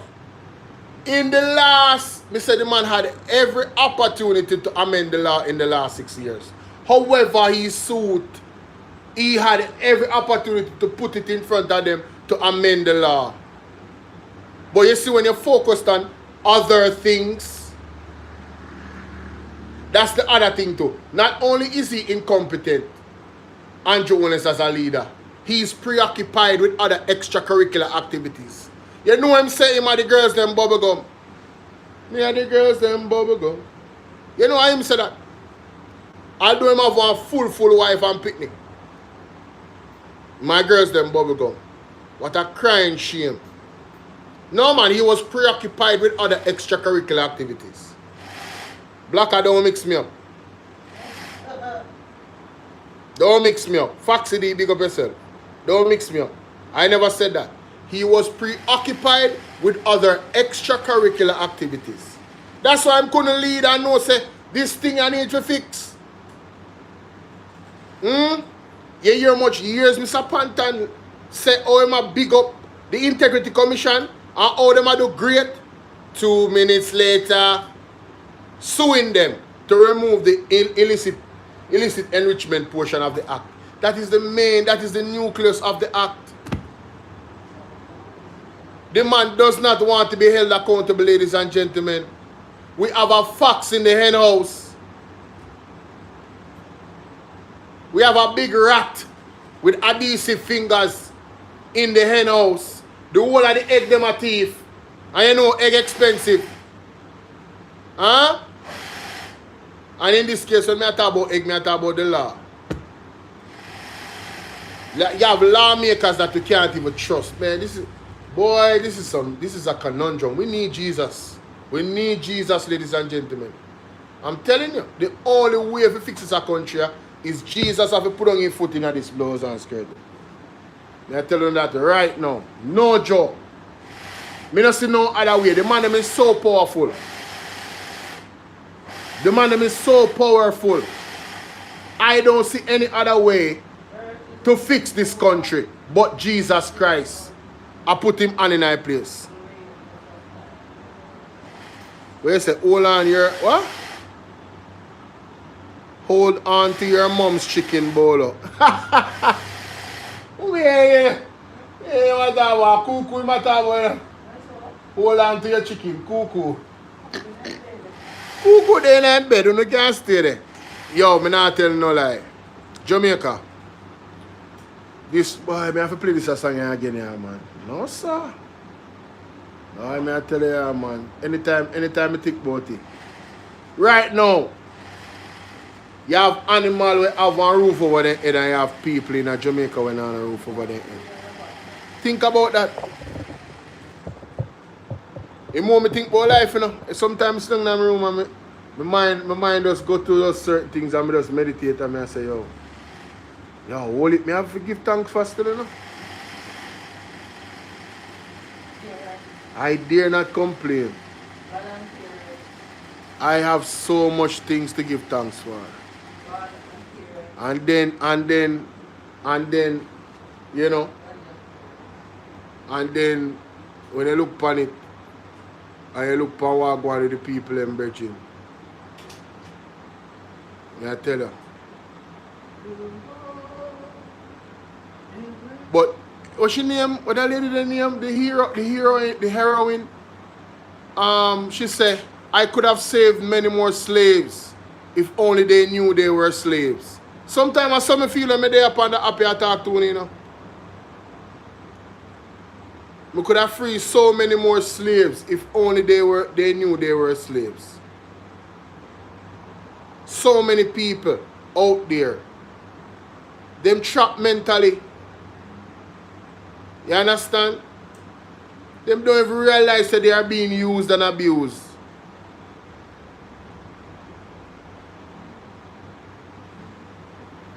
The trickle up effect. You ever hear about that? They have the trickle down effect. In this case, it's the triple up effect.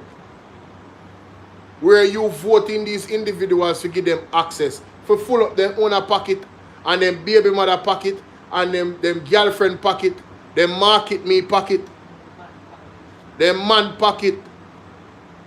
Huh? Every 5 years for a KFC and 5 grand and 10 grand and 50 grand.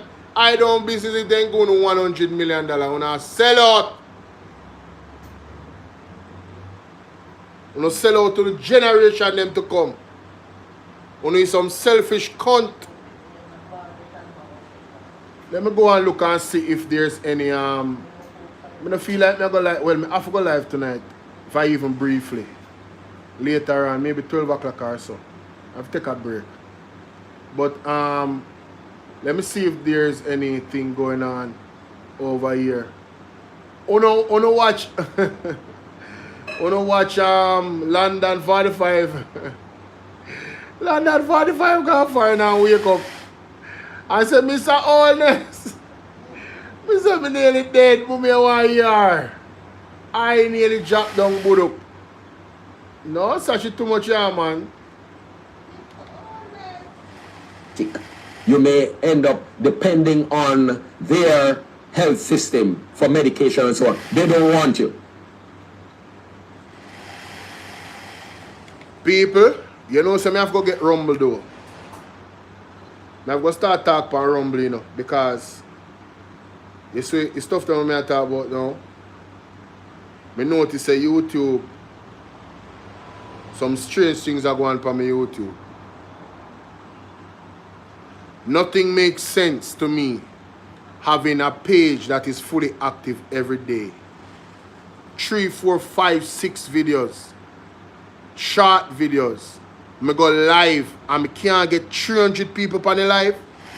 Lady G, what's up? I've been on for 4 hours and I haven't gotten 100 person on Bolo VNR 2.0. That's very strange. No, it is not.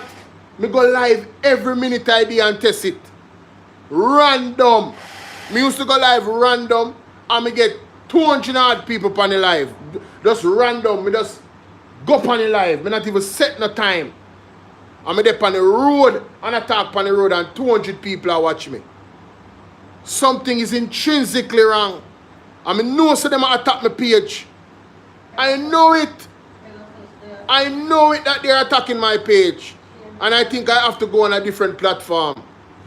I'm telling you, me cannot water down my message. But me have to go change my platform. Alright? So I don't know if you guys want to join me over by when them call that something there. Oh my God. Where is it? What's your name again, man?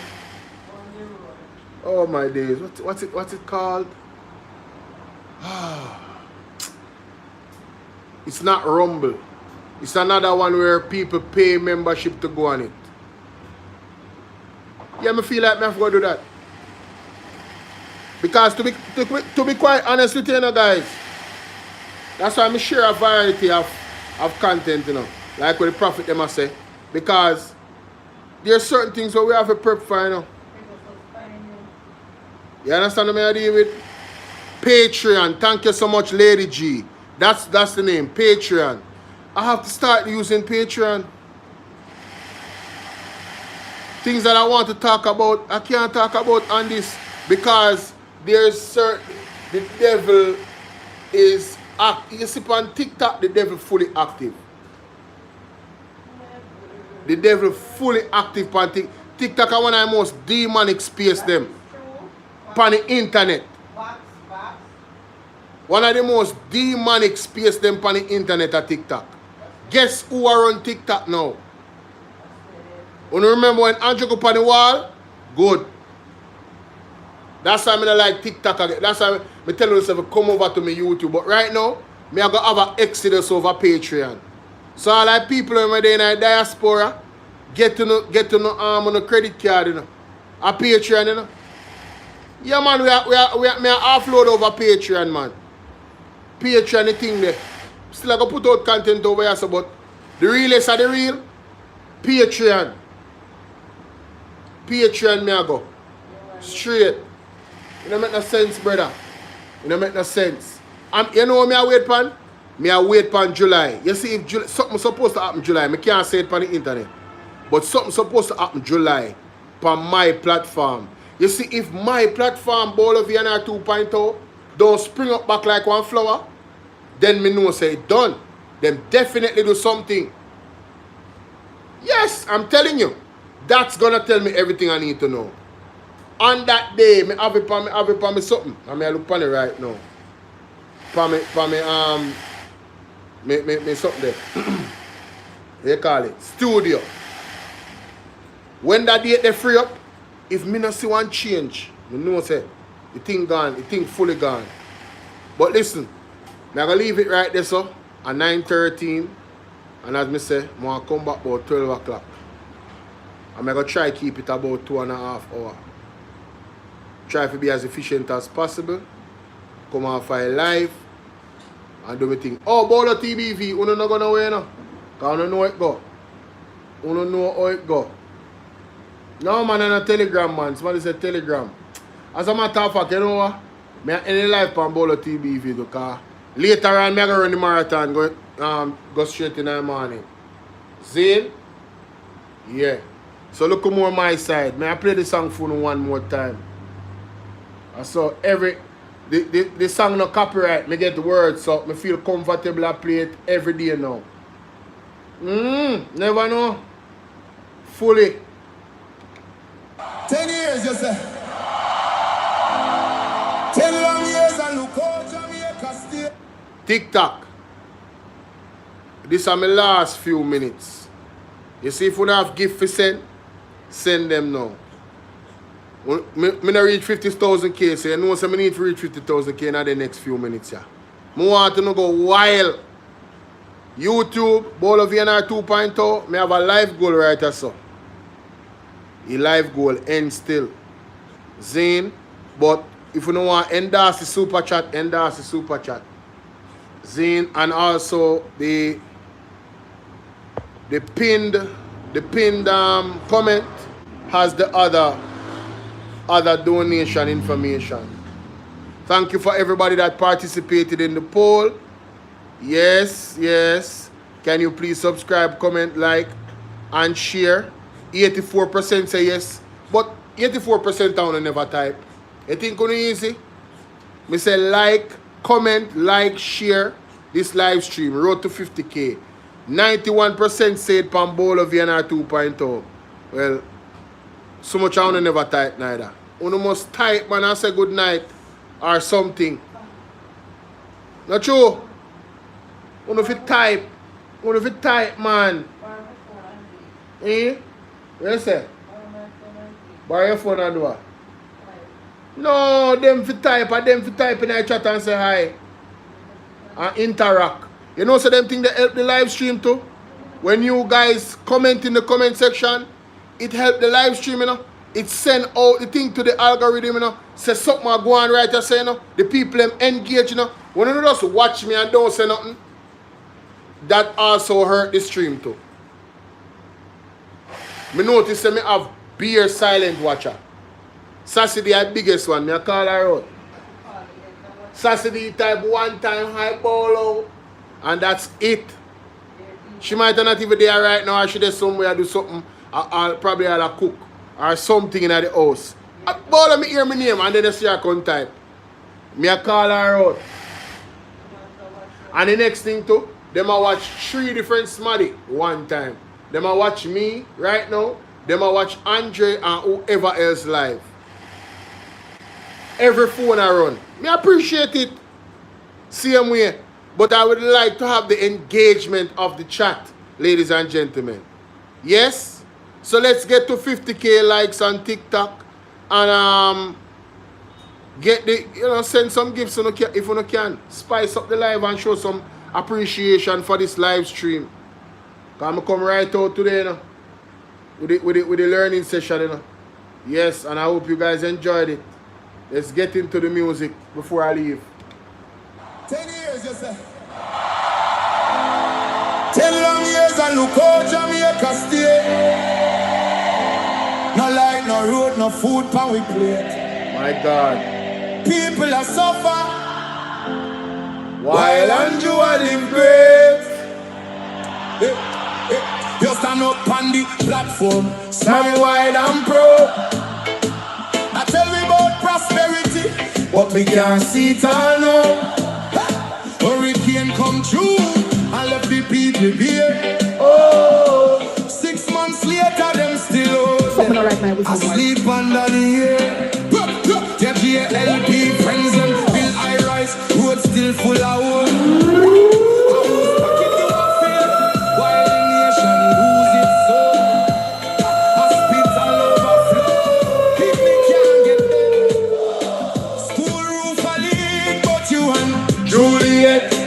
Well said. You always have excuse. Yeah, man. Me know say when I come tight, man. You think me don't know? Me know you very well, you know. Big up Sassy D. Honest, time to go. The people, they say no. We say no. 10 years and we can't take no more, you know, hear us. We are not funny though. Honest, time to go. From Kingston to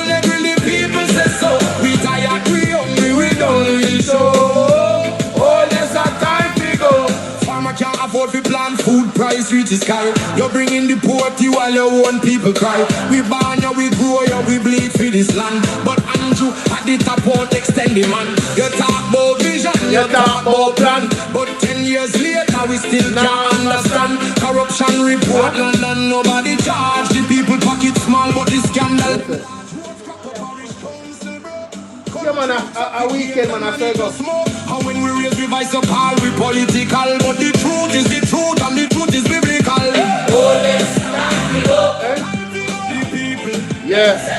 We say no. 10 years and we can't take no more, you know hear us. We are not on the door. From Kingston to Mary, the people say so. We tired, we hungry, we done with the show.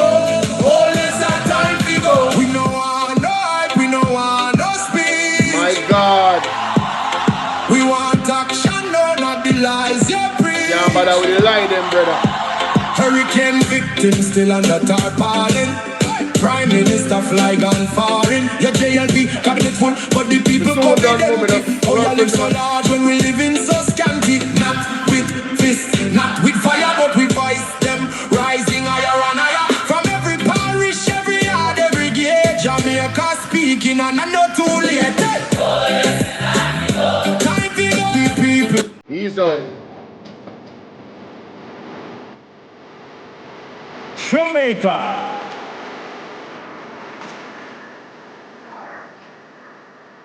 CJ. This is another. You have to use up the super chat, CJ. You have to use up the super chat. Come on, man. Bless up the super chat. Hey, Andrew. A full-time team. You see my mother there tell me if you don't know. Jamaica people, them don't like you. Worst thing, them can't trust you. Look how you sell out the Cuban and accept American. And you know say them don't like we. After morning them a fight we. Andrew, look what you do now. I worship you, make come down. And you know we can't fight. Andrew, you fell we all.